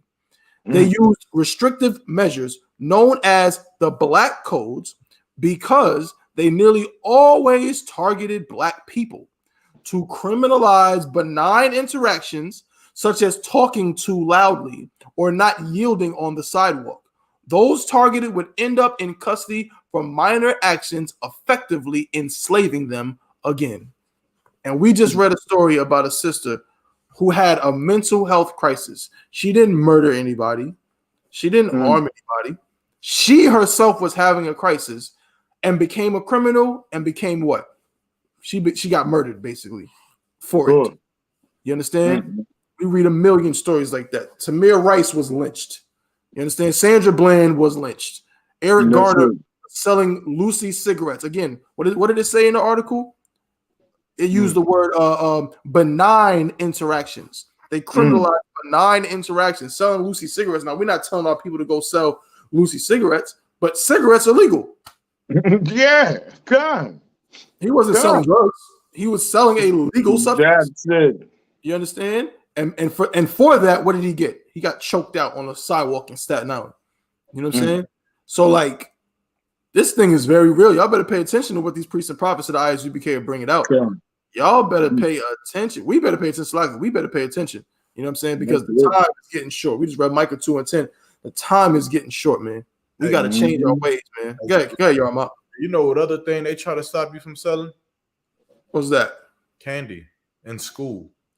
They always try to stop. Yeah, I got in trouble many a time. My little brother's getting in trouble now. They stop you from selling candy in school. Right.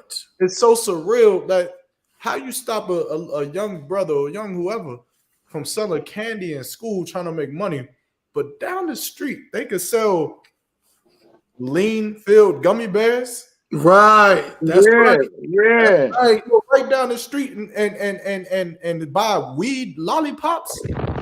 Oh man. It's like more of a way to just oppress, because who in school do you know is selling candy? The poor man. That's right. Yeah. That's why otherwise he wouldn't do it.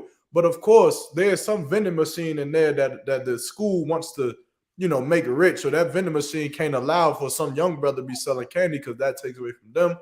So they stop it, man. You understand? And I know that this is a small point, but it still just goes to show how it's like, even from our youth, they, it's like they tell us to lace your bootstraps and go get a job and do this, that, and the third. But it's like, so why you stop kids from selling candy? Why you do that? For real? I mean, damn. Candy ain't illegal. That's right. You got a goddamn vending machine. What the hell is the difference? That's right. Man, but I just wanted to bring that out because I done got in trouble a couple times. Now that you mention it, I know what you're talking about. I've seen that before too. When what I'm saying, when I was in high school, they would be really like, or better yet, they would be like real strict about it. You know what I'm saying? Right. Like if you was on the basketball team or something, and you and like put it like this: if they gave you the candy, it was okay. You feel what I'm saying? Yeah. If the school was the ones who gave you the candy, like, okay, we want you to sell this and it was all good. But if you came up on your own type thing and got your own candy and tried to go sell it or something like that, that's when like, nah, you can't do that. And what you're saying, because if you really think about it, Yarmak, they always find a way to even frown upon little young brothers who do entrepreneurial things. Now, it's like 1 minute you say you don't want us to be drug dealers. You don't want us to be killers. You don't want us to be criminals. But then when a brother's selling water on the side of the road in Atlanta, Georgia, you find some way to make it seem he shouldn't be doing that. You feel what I'm saying? Lemonade. You can't even Lemonade. sell hot dogs. I don't even know. We don't got hot dog stands out here, but I done seen many a times up top where it's like the hot dog nigga getting arrested. Right. How you gonna hot dogs? Like that nigga ain't slinging glizzies at people, nigga. People are coming willingly and buying hot dogs. Right. Understand? Like America is the devil, man. Like that's right. Exactly. That's damn right. You just can't sell hot dogs no more. Word, no, that's a heavy point. I've definitely seen that before. And it's like it's almost mine too. Like when you see a little white girl in front of her white picket fence with a lemonade stand, you think, oh, isn't it so sweet? Right. Oh, look at the little lemonade stand. Let's go support her. She's a young entrepreneur. But then, see, they use that words like entrepreneur and things like that. But when it's a young brother on a hot day trying to sell lemonade or trying to sell water to people in their cars, what is he? A hustler. You feel me? They change the vocabulary and the wording to demonize what we do. You know what I mean? Or just even further, because even in Baltimore, like Baltimore known for them slushies, man. You get them slushies on them corners, but then they also got them wiper boys, man. They'll come and just wipe the windshield off, man. But it's like, like, and that's what I'm saying. Even it's that's why when we teach that you come in the truth to shed yourself for the world, man, it's real.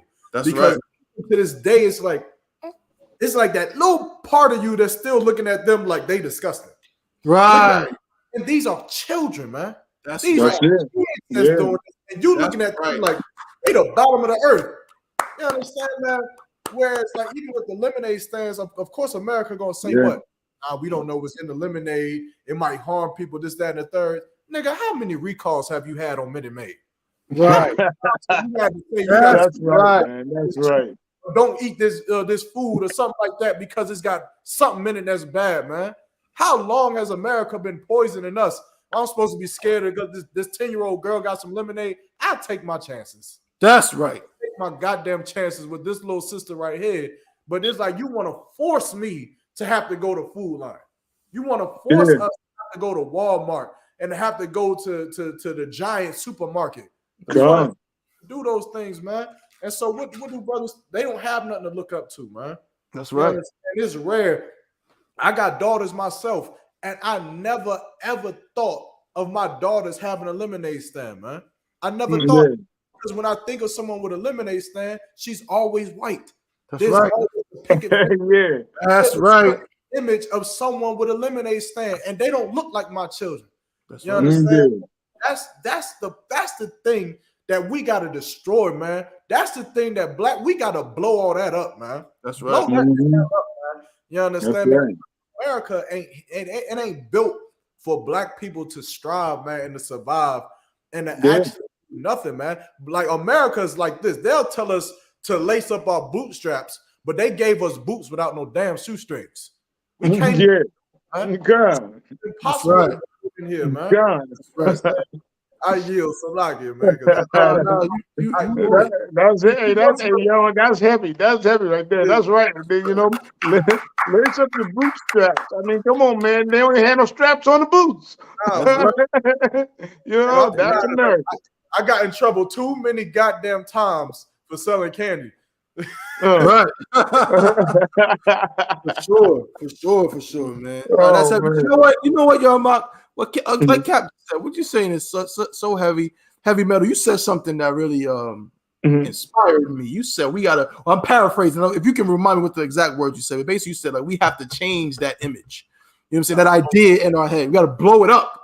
Yeah. We have to that image of if a black kid does it, he's a criminal. Automatically looking at a young black boy, you know what I'm saying, doing whatever he's doing and seeing criminal, thug or whatever. Seeing a young black girl and thinking she's up to no good. She can't just be an innocent girl just trying to make a little money and learn how to run a business.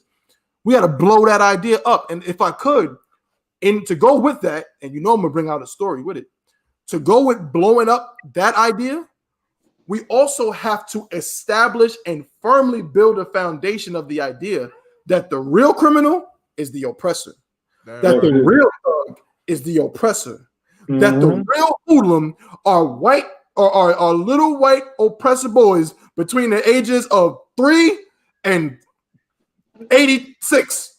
Right. Every you know what I mean? It can be a teenager, a 30-year-old man, a 6-year-old boy. You should be very weary of them. Worry about them. Don't worry about them. You know what I'm saying? Because what y'all saying is heavy. There you go, Cap. That profile, you profile them. You know what I'm saying? One of them times after the cookout, you know what I'm saying? Usually when I get to go home to New York, right? Like if I go to Harlem, I might stop at a restaurant called Manners, which is like it's a little bit, so it's toward the further on the west side, but it's not too far, right, from where we Marcus Garvey Park. And so I was up there one time and I saw a bunch of young brothers because the project is right across the street. I saw a bunch of young brothers who was selling, I don't know if it was it candy or sodas, it was selling something. You know what I'm saying? Talking about, we're trying to get uniforms for our basketball team. Now, could they have been little kids lying, just selling something to get some money and just using the basketball angle to kind of, ease people's weariness? Maybe. Sure. But who gives a damn? They were actually selling something, and it was like, you know what I mean? No sweat. I'll give you $1, so all good, right? But in my brain, even then, when I first saw them, now again, I had to adjust myself, but when I first saw them, I was like, oh boy, what's going on? What's this about, right? That idea that y'all saying we got to blow up. Well, I'm gonna give y'all an image to show y'all what y'all should think about when you see the devil. We're gonna do this in real time, y'all. We're gonna do this in real time, Cap. We are going to show you enough imagery of what the devil is, so that way it's real easy for you to not look at your brothers like that and to look at them like that. So this is another story that we got, and I saw this one, and I was like, man, that sounds about right. That sounds about white. I mean, Slakia, about right. So here we go. Let me get this one up on the screen. You posting another link? Yeah, this is the one with the it's New York Post. It's New York Post GOP candidate. 1 second. Let me post it up for the clubhouse. Most if I could, Officer Tabawan, if I could, this on the club. I see y'all tuning in, man. Y'all commenting in the back chat. Y'all keep doing that. But if y'all want to speak anything, you understand, just raise your hand. I'll bring you up on the stage. And if y'all want to say anything, if y'all got a question, y'all want to comment, y'all want to get into the conversation in some way, just, we'll bring you up on the stage and you could do so. That's right. Which one was that when you said the New York Post, Arizona? Arizona. That's the one. New York Post, Arizona. Right? And also to all the brothers tuning in on Facebook and the different YouTube channels as well. Same thing. Y'all can just type in any questions, any comments you have into the chat. I'm gonna do a quick roll call before we read this article. Right? Shout out to the sister Salakia Masara out there in Killeen, Texas. Shalom, sister. How Shamal Thaba Shalom. Shout out to Officer of 50 Maya Shar. You know what I'm saying? Shout out to I.S.U.P.K Goldsboro. Shout out to Officer 500 Yanazar. Shout out to Officer 50 Sadak. Shout out to Officer Karanya Allah out there in Northern California. Shalom, shout out to Princess Lawaya. Shalom, Sissy How Shemar Thaba Shemar Shah. And shout out to the sister Jay. Shalom, Sissy How Shemar Thaba Shemar Shah. Right? So here's what I want to get into, man. Look at this. And I want y'all again, keep this in bold and in blaze, engraved, embossed in your minds when you think about these devils. Okay? Salakia. I want to get it up on the screen so y'all don't think that, again, we up here selling wolf tickets and I'm just making stuff up. Here we go. New York Post, GOP candidate, that's Congress, right? Candidate, that means he's trying to get in Congress, quits after cop catches him masturbating outside preschool. And what type of freak? Oh, man. Oh, man. What General Hyman said? General Hyman said, you're going to have to stop being so damn nasty. God. That's right. God. A Republican running for an Arizona College District's governing board suspended his campaign Tuesday 2 weeks after he was arrested for allegedly masturbating outside a preschool at one of the colleges he was hoping to represent. Police found candidate Randy Kaufman on October 4th, parked outside the Child Center at Rio Salado College with his pants down to his mid-thigh and manipulating his genitals in a masturbatory manner. That's an interesting way of wording that. I have never, ever heard. I know, man. Hey, Salaki. Hey, if I could, I ain't trying to cut you off, man, but that is funny because I just had to do a discussion board, right, for my sexual class, whatever the classes in college I'm taking. It's about sexualizing whatever something, right? But we have to speak about what, like, oral, all this kind of sex stuff, and I'm sitting there typing. I'm like, I don't know how to describe this. I never thought of that. Right. First of all, let me say pause. Major pause. This is like a tongue pause. Manipulating his genitals in a masturbatory manner. Good night. Masturbatory. I have never ever heard masturbatory manner. He mastered beating off. Good Lord. Did he get a degree? Masturbatory. I don't think he was masturbatory. I think he was doing it. Masturbatory.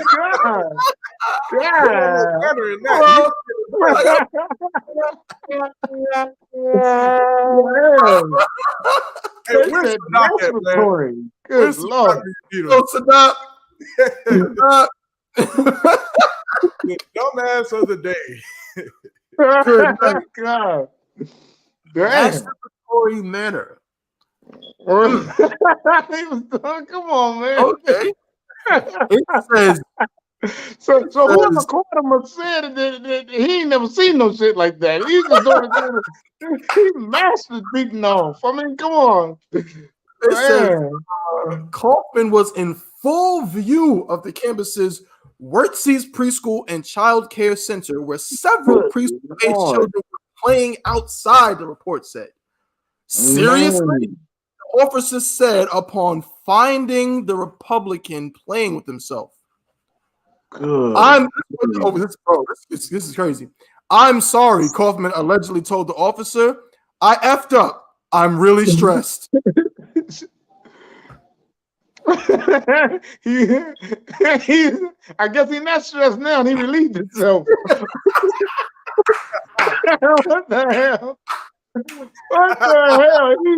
He was very stressed. So you don't go in there. I mean, come on, man. Come on, man. Good Lord. Wait a minute. I'm stressed. We told y'all that these devils were different. Yeah. We told y'all that these devils were different. Goodness. Hey, when a black man is stressed, he wants a drink, a beer, maybe some strong. When a black man is stressed, he wants to go tie fire to his woman.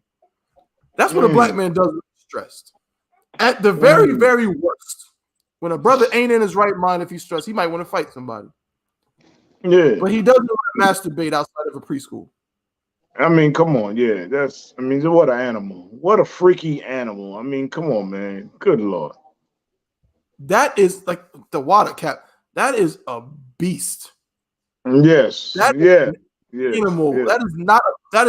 That's why we say it's like he's human, but damn, like he's not an actual animal.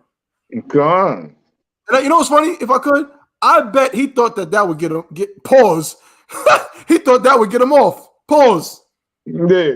He thought that he would not get in trouble, like not get him off like that, but like get him off in like a criminal. Look, y'all know what I'm saying, man. That by saying I'm stressed, the cop would have been like, "Oh well, if you're stressed, I get it." Yeah, exactly. I'm stressed. I masturbate outside of preschool, so I get it. I mean, come on. I mean, that's sick, man. That's so sick, man. It says Kaufman said he was out buying rebar nearby but was so stressed out that he pulled into the lot to relieve himself without realizing what the lot was for. The alleged pervert quit his campaign Tuesday to be on the Maricopa County Community College governing board after media reports detailing the arrest were circulated. 12 News reported. The panel oversees 10 colleges, including the one Kaufman was caught fondling himself in. Oh, there he goes. Yeah. Yep. Hold up. Let me get the picture because I know y'all want to see this freak. Remember, we solidifying the idea in the minds of the people. This is the image of a freak right here. There we go. Yeah. Man, he looked the type. He looked just like the type, man. One of them. Yes, that is freaky dude. Right here, go, y'all. He definitely kin to Jeffrey Dahmer. Yeah, right. Yeah. I see it.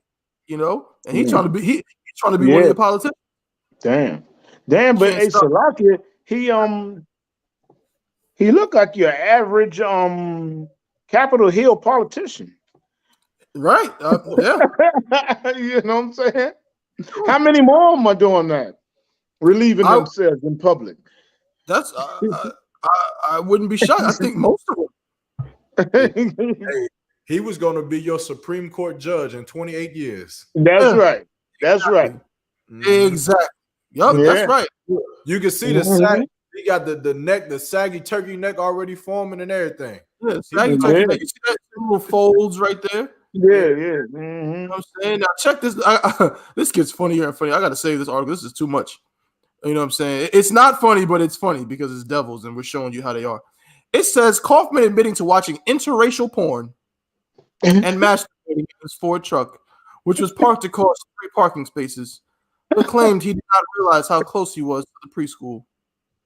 Hey, but what do you want? Brownie points? What the hell is the interracial porn? What the hell? I mean, come on, interracial porn. I mean, these white people are sick, man. What difference does that make? Hey, Salagi, you know what that means, right? He parked across 3 parking spaces. Yeah. That means he purposefully facing them children. Yeah, come on. In the school. Come on. He parked and facing them children on purpose, which of course isn't suspicious at all. Yeah. He's a freak. Yeah, that's he's parking 3 parking spots facing the school. After repeatedly admitting that he effed up, Kaufman tried to weasel his way out of the arrest by detailing his relationship with another campus police officer. Can I say something off the record? Kaufman asks. I know Officer Jim Hill. He works with you guys. And I'm running for the governing board for the colleges. I didn't even know this was one of your sites, but now I see the signs all over the parking lot. Hey, cue the song. I can see clearly now.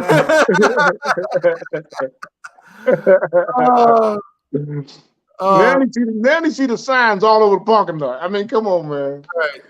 Come on, man. The officer left the statements in the report and notified his direct supervisor of what Kaufman had said. Kaufman was charged with public sexual indecency, but could face a felony charge because of his proximity to the child care center. We're going to end it there, but despite his suspension, his name will still appear on the ballot. So I guess people will technically still vote for him. Yeah, he will. And he might win. He might win. They don't do it. Because a lot of them do it anyway. Right. You know what I'm saying? They say he just got caught. For sure. Yeah. They're going to say, well, next time, Jim, you just got to, you got to go home. Do it in the garage, you know? Oh, man. Do it in a closed parking lot, you know? They don't give him some advice how to do it. How to suspend the campaign, Kaufman, this is the last paragraph. Kaufman didn't address the arrest, but said he will. This is a quote from the masturbatory master person. Will never stop fighting to protect the United States Constitution and the values that make America the greatest country in the world, according to the Huffington Post. Well, damn. There you have it, folks. The greatest country in the world. You know what I'm saying? From the mouth of what do they say? Masturbatory manner. Yeah. in the parking lot of a preschool across 3 spots. Hey, you know what I'm saying? No sweat. He nasty. Yeah. Now we're gonna end it real quick. It's the last thing I want to bring up because it made me livid before we get up out of here. All right. We're gonna go back to Kanye just for a second, but I want y'all to see this article. This grinded my gears to no end. This just goes to show you what Cap said earlier, what Yarmark said earlier about how, you know what I'm saying, you can like you say certain things, man. And you say a little piece of the truth. Just a little piece, and they come after you. Here we go. This is insane, if you ask me. It says this is from Yahoo News. Howard Stern slams Kanye West's anti-Semitic comments. He's like Hitler. Oh, man. Good. That's the go-to one. That's the go-to. You just throw Adolf's name in there. Just throw his name in there, and you know what I mean. And you have officially demonized somebody to no end. Howard Stern. Now y'all gonna see why I feel so strongly about this. It says Howard Stern is weighing in Kanye's anti-Semitic rhetoric. On Wednesday's Howard Stern show, he discussed West's comments and the continued support of them in a string of interviews. This is a quote. I almost don't want to give any energy to this Kanye West character, the Sirius XM host said. I don't know much about Kanye West, who has bipolar disorder. See, that's the quote. That's not the quote. That's what the article threw in. I'm not big into the rap scene, but he is. I'm really tired of people excusing his behavior by saying, well, he's just mentally ill. His co-host, Robin Quivers, that sister, who is like Howard Stern's little black, you know what I'm saying, little black crony, little black mascot. So was Hitler, and someone elected him to run a country. That's what she said. Stern said a lot of media organizations were giving Ye attention over his wacky anti-Semitic rant he feels free to spout after earlier this month declaring he would go DEFCON 3 on Jewish people. He's talked to Fox News' Tucker Carlson, Chris Cuomo, and Piers Morgan, to name a few, and rightly so, because they are exposing him. Stern said growing up Jewish, he experienced anti-Semitism. People would start fights with him. Because, a quote, groups of people with chains hitting me all because they've been taught the Jews are evil and killed Jesus. What the F? I didn't kill Jesus. Speaking of West's interview on Cuomo's show on Monday, he said, good Lord, you got to hear the S this guy's into. And F this mental illness self-defense thing. Oh, yeah, he's just mentally ill. Don't worry about it. This is going to be another paragraph we're going to get into it. Stern wondered why, if West is so mentally ill, they appoint a conservator over his money like they did with poor Britney Spears. You know who was mentally ill? The guy that shot up that synagogue in Pittsburgh. If he's that mentally ill, let's commit him somewhere already. Stern played clips from Cuomo's interview. One had West ranting about the Jewish underground media mafia, canceling him for the White Lives Matter shirt he wore to his Yeezy show this month. He also complained that the media doesn't refer to him as a billionaire, inventor, and visionary, only rapper. Here we go. Guess what, douchebag, said Stern. When they write about me, they call me the shock jock. You don't have control over it. You're a rapper. That is what you are. That is how you became famous. If a newspaper article doesn't point out the fact that you're some sort of designer or genius, maybe that's not because he's Jewish, but maybe because he just doesn't put that much thought into who the F you are and what your business is. This is where he said the Hitler thing, and then we'll talk Slovakia. Stern called the whole thing so depressing, saying Kanye used to be fun crazy. Now he's like Hitler. He also pointed out that Jewish people make up just 2.4% of the total U.S. population, adding, I don't think they're your problem, Kanye. I wanted to talk about this specifically because Howard Stern is and has always been a racist piece of garbage. Yeah. He's always been one of the most racist, outlandish personalities, and he's always gotten away with it. And that's always been. And the minute Kanye didn't say you're not a Jew. He didn't say that. He said some wrong thing about DEFCON 3, which is again not a thing. And he said that black people were also the Jews. And Howard Stern took that as an opportunity to say that he's like Hitler, and oh, you're just a rapper, and so on and so forth. And it's just the hypocrisy is crazy. You understand what I'm saying? Howard Stern made comments in the 90s that again today wouldn't fly. You know what I'm saying? Howard Stern in 1998, Howard Stern did an interview with Magic Johnson and told Magic Johnson that he should have fun getting AIDS.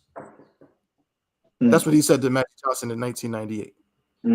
He made other comments similar to when Don Imus got in trouble for calling the basketball team in New Jersey, I believe, he called them nappy-headed hoes. Howard Stern has worn blackface. You understand what I'm saying? But none of that matters. None of that is a thing. But when Kanye makes this statement, now he's going to come back and try to pull some, well, I'm Jewish, because Howard Stern is, of course, so-called Jewish man. Yeah. And now he's so hurt by what somebody is saying. I mean, Cap, the hypocrisy. I know you I just gotta tell the black people, hey, it's our time to shine. That's right. It's our time to shine. Now step up. Now, like, you know what I'm saying? These things are people are waking up. And the Most High, I said it before, and the Most High pouring the Spirit out. But people are going to wake up to all this foolishness with Howard Stern, everybody. Because look at the way they behaved. That's because of what he said. I mean, he didn't come all the way out and say that black people are the Jews. He didn't come out like a UPK, like he won West. He came out and just said, we're also the Jews. Like, I'm not bothering the Jewish man. We're also the Jews. He did it real safe so he can protect his riches. And just protect them not being Nick Cannon. So he just, what I'm saying? That's what Kanye did.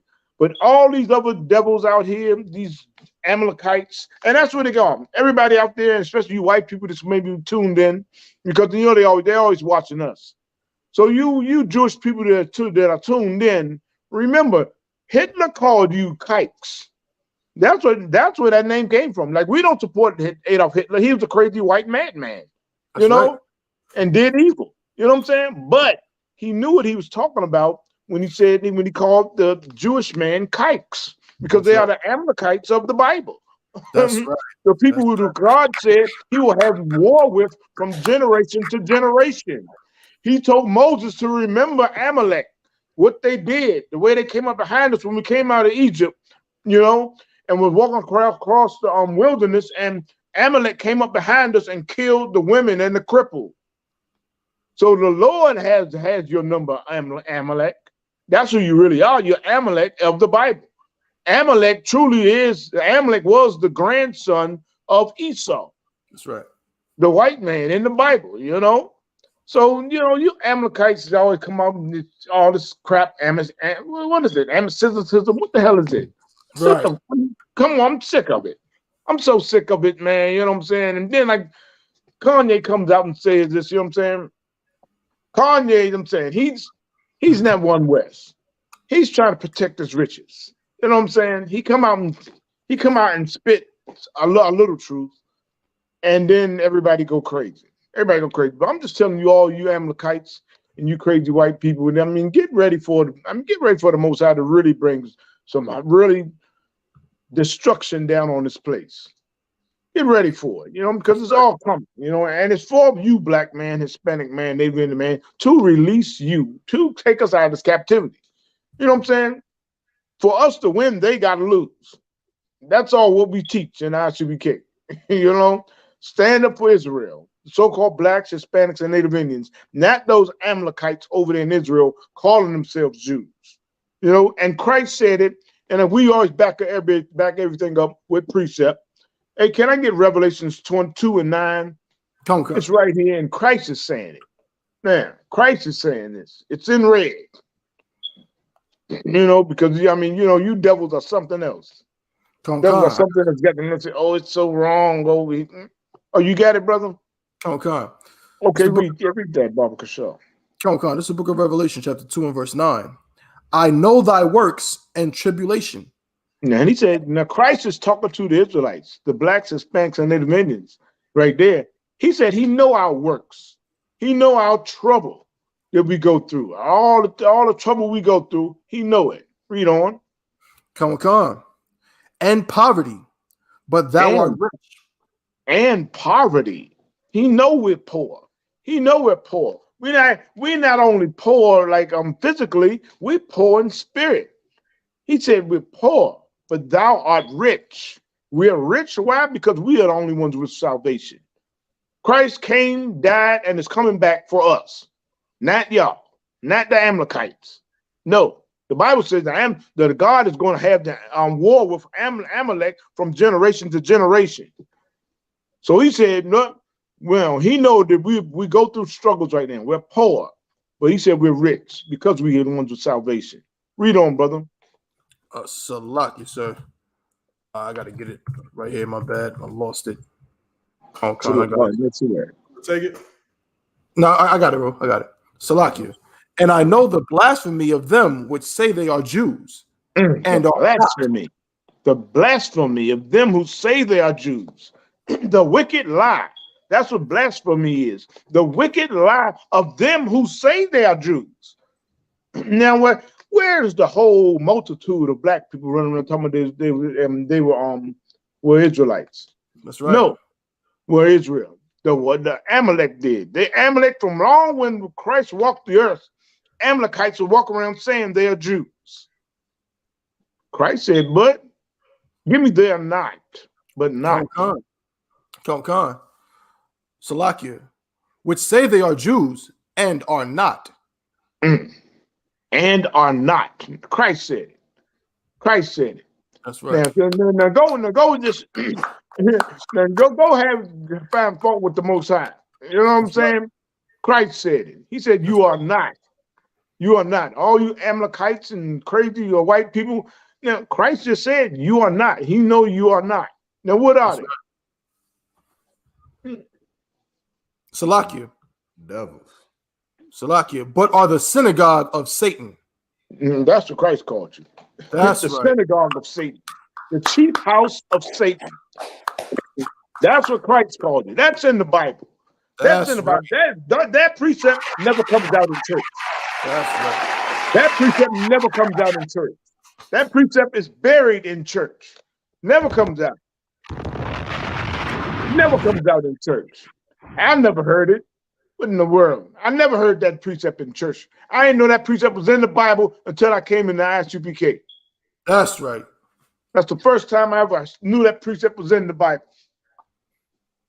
But you daggone Amalekites want to come out and say, you're the Jews? No, we are the Jews. We are. And now with that, we're going to blow it up. That's right. We're going to blow it up. We're going to shine on you now. We're going to shine on you. We're going to have Jew, real Jew. Real Jew. I'm going to get with the brothers and sisters in the garment department. We're going to get some real Jew shirts. That's Jews right. only. You know, we are the Jews. Go ahead. How you heal, brother? Damn right. That's real heavy metal out of one. You know what I'm saying? Like, it's disgusting. It's disgusting. Yeah, John. You know what I mean? How they lie and try to play a role. How the hell you sit up here and act like, oh man, what he's doing and call him Hitler? Well, what the hell was you when you was wearing blackface? Yeah, you know what I'm saying? What were you? Kanye is like Hitler because he said the Jews. But all the racist comments you made and then putting on blackface, you're not like nothing. I guess that's a wholesome point, right? Salaki, Thaba, you know what I'm saying? And then he had he have the gun line system with him all the time. Oh, the seem like he not racist. Because he got the gun line system with him. That's You know right. what I'm saying? That's right. You know what I'm saying? And it's terrible, man. You know, what's the Eddie Murphy movie name? Life. Life. Yeah, Yep. yeah. That's that sister. She's the gun line. Yeah, boss. Tell him about the Yeah, gun line. boss. Show him the gun line, boss. You know, That's man, right. it's Y'all terrible, not. Any thoughts? You know what I'm saying? To show just going what Cap just said about these fakes. You know what I'm saying? How they play these roles, how they play these games, man. Go ahead. Man, you know it, man. My mom moving at 1,000 miles per second, man. You know, it's so much. Even reading that article, that's really, you could break down a lot of things that he said. But I'll tell you the first thing, man, God damn it. If Kanye West said that blacks are also Jews and he's Hitler, I'm a little jealous. I'll tell you the truth. The white man is the devil that the Bible speaks of. I said that. Now, can I be Genghis Khan or something? That's right. Can I be Genghis Khan or somebody? God. But it's so terrible, man. That you know how you know what they do to us, because right now Stern, he has the power to set the stage. Mm-hmm. He got to do is either play on it or just watch it unfold, man. Right. But Kanye West, man, he should have held his ground. That's you right. Understand? Yeah, truth, so that we can actually know how, like the scripture, like when Christ gave the parable of the weed sower. You understand? He had a chance to sprout up. He had a chance to actually like to do some good for a lot of blacks, Hispanics, and Native Indians that may have been on about stepping out into that uncomfortable zone, because a lot of people, you know, a lot of the majority of us aren't at this point. Well, maybe coming into it now, maybe the next generations, but the majority of us, we're not being raised into being Israelites. We're not being raised in Romans 4. So the majority of us are 20, 30, 40, 50, 60. I think a brother just came to school, like 80 some years old, right? 86 or something like that, now in Houston, Texas. So that's how we come. That's how we coming into being an Israelite, being who we are naturally. You know, a lot of our people are some people are a little timid because they don't know, what does that mean? Does that mean that, you know, white people is going to be against me? Does that mean I'm going to lose my job? There's so many fears that they have with just holding on to what the truth is, that Kanye may have been able to break a little bit of that, to break a little bit of that chain. But he didn't have enough time, man. Kanye West should shut his mouth. He should get in the class. He should sit down somewhere in the I.S.U.P.K and learn how to become strong, man. How to get strong, because that money don't make him strong. It don't. It don't matter how much money you have, how much celebratory status you have, no fame and popularity you got. That is not what makes you a man in this place, man. And Kanye West needs to learn how to be a man. He needs to learn how to stand on what he says and to never negate anything he says. Even if he says that the white man is the Jew, nigga, stand on that. Stand on that. Don't let some damn Howard Stern come and make you change your opinion, to make you change what you say. You understand? The only thing that should change your opinion is the truth, which is why U.P.K, you understand, we never lose debates, because we change the hearts of everyone who's the U.P.K, whether they agree with it or not. And here's the last point too, man. You white people, man, come on, live up to your nation's qualities, man. It's a damn country, man. Come on. Look, man, you listening, man. Think about how many bodies them British people bodied on your land, man. Think about Pearl Harbor and the Vietnam War, man. Think about how much blood, white pure blood, that has been shed so that you can have this free country, man. White people, you better believe in that. That's right. Free. Be free, man. That's right. The nappy-headed Pistons, man. That's right. Call them the niggas, man. Call the Golden State Warriors the light-skinned nigga team. Call That's us. right. That's right. Damn right. Sugarcoat it. Call them what you want to call them, man. You are free. Yeah.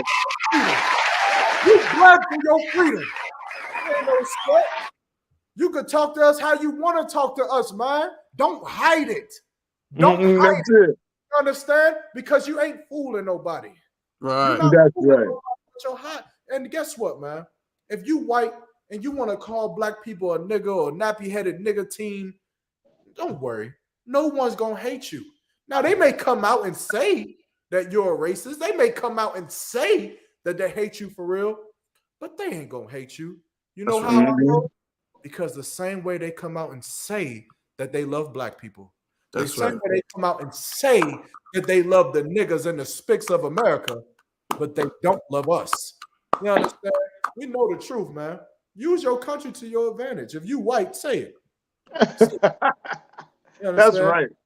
Go ahead. Nigga it up. That's right. Nigga. That's right. That's right. That's right. That's right. I'm voting for that. That's right. And if I could back you up on that, hey, yeah, do it.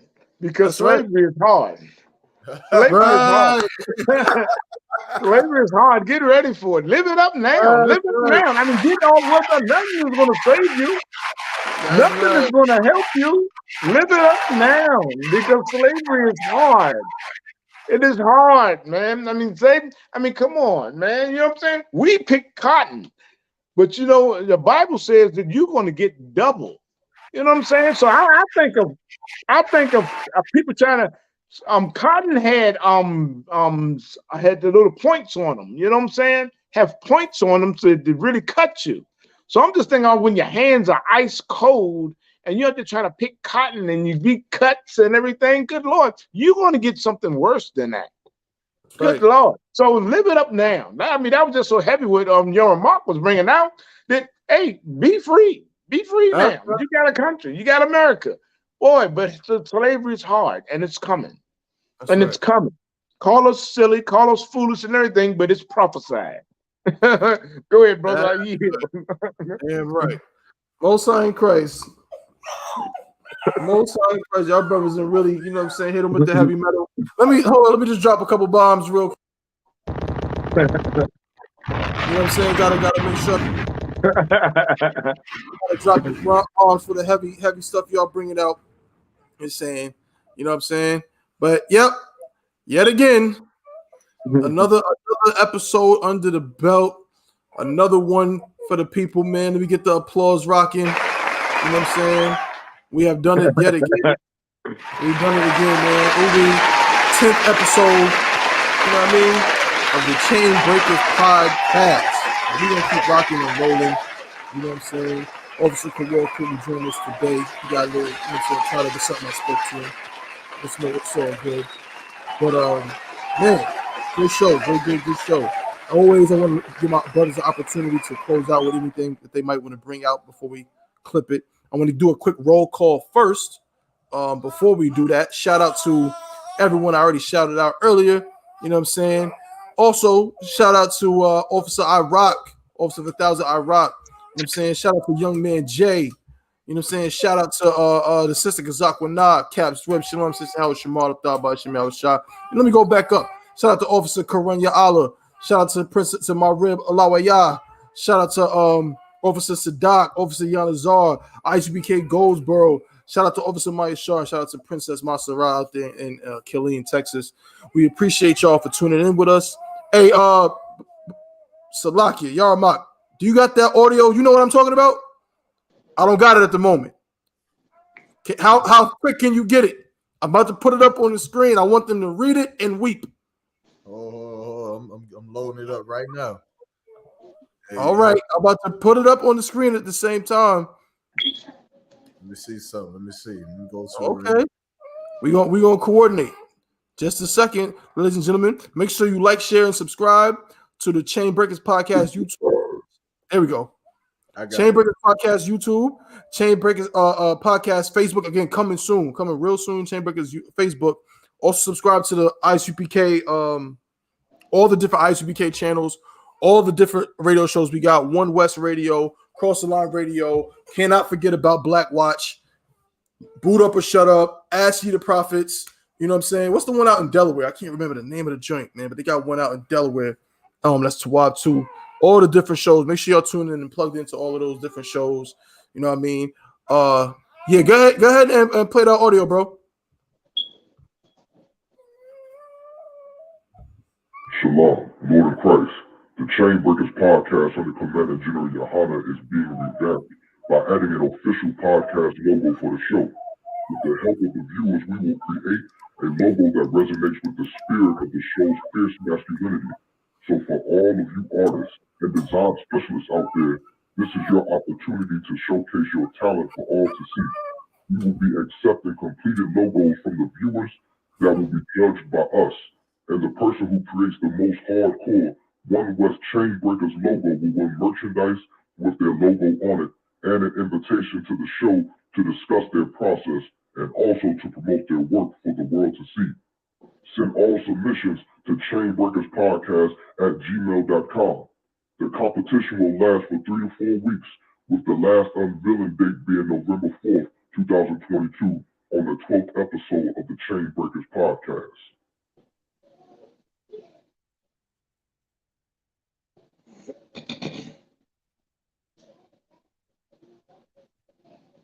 The water in advance. For all participants. Oh, I got what you want right there. Remember, pay your tithe to the I.S.U.P.K. YAHANNA. Will not hide forever. That's the one. Pay your damn tithes, man. Word up. Pay your tithes, ISUPK.com. You see it right there, man. Make sure you pay your tithes to the minute of the Lord. Yeah, y'all, Mark. Rude and Speech, Delaware podcast. That's the one. Rude and Speech. Hell yeah. You know what I'm saying? Tune in to all of that, man. Like, yo, man, what I.S.U.P.K. is doing is not being done by anybody on planet Earth. Period. Point blank. We're not the same, but we also say we're not affiliated with any other fake Israelite group. Do not insult us. We take it as do not see a fake Israelite group and come up to me or Yaramak or Captain Yagar. Like, yeah, I think I just seen y'all over there. No, you did not see us. That's right. That's right. I don't know what you're talking about. Do not insult us. Pay homage. Have some damn respect. Okay? This is home of the truth. ISUPK.com. You know what I'm saying? Make sure you can go there and pay your tithes. You know what I'm saying? Understand who we are. You know what I mean? But that's what we got for today, man. We appreciate y'all for tuning in with us. You know what I mean? I'm going to pass it over to Captain Yagarwap, see if you got anything to close out with. What you got for us, sir? You know, we just got to remember, you know, that, hey, time is so short right now. And, you know what I'm saying? So many things are happening right now. And then we bring it out in our classes and in these shows like we had, these podcast shows. We bring it out all the time. You know what I'm saying? And so many signs that are just, man, I'm loving what I see. I'm loving what I'm loving what the Most High is doing. You know what I'm saying? Because like I said earlier, it's prophesied. That's right. It's prophesied in the Bible. So everything is being brought out. And like that, we got the script. The Bible is our script from everything that's happening. So we just looking at it and we just match it up with the Bible. You know what I'm saying? So it will behoove any Black, Hispanic, and Native Indian to get into this truth and understand the time is short. Time is short. You know what I'm saying? We bring this, and like I said, the prophets of old in the Bible, that's all they're doing is prophesying to Israel. That's right. They're prophesying to Israel. They're going through different trials and tribulations because they love their people. They're going out and getting their people and stuff. So that's the gist of the whole Bible, is us being obedient unto the Most High and the Lord sending prophets out there to warn the people of the danger that's coming. Warn the people of him destroying you if you be sinful. That's right. You know, so it's like, you know, we just got to get with it. We got to get with it. You know what I'm saying? And this show is a good platform to send out across the planet. You know, like so many of our I.S.U.P.K. shows and classes, you know, just to go across the planet, you know, to wake Blacks, Hispanics, and Native Indians up. That's right. In this time that, hey, Most High ain't faking with nobody. You know what I'm saying? Right. That's so, right. Man, just wake up, y'all, and get real with it. That's right. Damn right. yield, brother. Damn right, Cap. Y'all, Mark, it's on you, bro. Hey, Most High in Christ for this show, man. It's definitely an honor to be up here with the brothers with the Aki. I know we missing the Kawal today, but we probably get up with it. Also, for those who didn't understand, man, the chain. This is the Chain Breakers podcast, man. We need a logo. You understand? So the contest is for anyone who can create a logo, man, or push us closer to getting a logo is going to win merchandise, man, with shirts, hoodies. You understand? There's different things with their logo on it for free, absolutely free. If you know someone, whether they in the truth, whether they in the world, you understand this competition is for everybody, so we can get that logo. The logo got to be fierce, it got to be menacing, it got to be One West, and it got to be a chain breaker, man. You understand? To break the chain, it's one of the hardest things to do for Black people in America. So that's what we got to do. That's what the logo got to represent always. Also, man, always hashtag UPK, last hope, hashtag break the chain, flood them zones, man, on everything, the classes, the general classes, the lectures, the debates, whatever it is, man, your mama birthday party, flood that on her comments, man, throw it up there. Let's get this thing rocking. Lastly, shout out to Clubhouse, man, everybody who rocking with us on Clubhouse. It was a few of y'all, it was a lot of y'all that came in on Clubhouse, man, y'all rocked it out with us. This show, we want to make it a little bit more interactive, man. So if you're on Clubhouse, you know, we start the show from 12 to 2. You understand, on every Friday. So you come into Clubhouse, you want to say something, you want to raise your hand, I'll bring you up to the stage, and you know, we can interact with the audience, man. So we can get some more ideas, man. Feed off of the spirits of the people, man, because everybody going through hell, but they going through hell in their own lane, man. So it's good to be able to come together so we can start to diversify the ways of the devil, man, because he like to attack us from all different angles, man. And so, you know, that's what this is about, man. It's about brotherhood. It's about Blacks, Hispanics, Native Indians coming together so that we can survive out here, man. And then, you understand, then we're gonna be able to rule. That's right. Get that on our tip, man. But other than that, again, the water for the men above me, the water for Commander General YAHANNA, and the I.S.U.P.K, man. This wrap up another episode, man. It's been glorious. That's right. Damn right. Damn right. The water, my brother. Most High in Christ, man. Chain Breakers podcast. Another one in the books. We appreciate all y'all for tuning in with us, rocking out with us, continuing to help us out. Like y'all Mock said, man, make sure y'all flood that Chain Breakers podcast Gmail with all your ideas with the logo. Salaki, you say, bro? The cookout Salaki is going down. It's going down. It's going down. Right?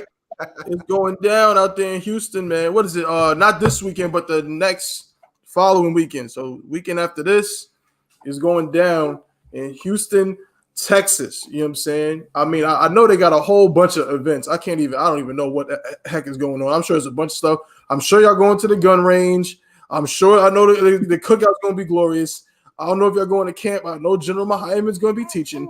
The usual suspects is all going to be, you know what I'm saying, right there front and center. The brotherhood is going to be right there front and center. Yeah, Yarmak? If you out there, you understand, you come catch Officer Yarmak in the flesh teaching the brothers on Tuesday in the Houston school. You understand? Come on, man. Let's get it on, man. We can share some drinks, man. That's right. Like I said, it's going down. That's right. Most High in Christ. Most High in Christ. Well, you heard it here first, folks. So y'all better get out there, man, and rock it out with Officer Yarmak and the brothers out there in Houston, man. It's going to be real glorious. Like I said, the brotherhood for our people is going to be exquisite and excellent. Okay? So again, man, thank you to everybody for tuning in. Chain Breakers Podcast. We love all y'all brothers and sisters. You know what I'm saying? To the brothers, we say shalom. Yahweh Shem, Yahweh Shah, Barak Thumb. We say shalom. Yahweh Shemar, Allah Thumb, Shah. We'll see y'all next week, same time, same place. Chain Breakers Podcast.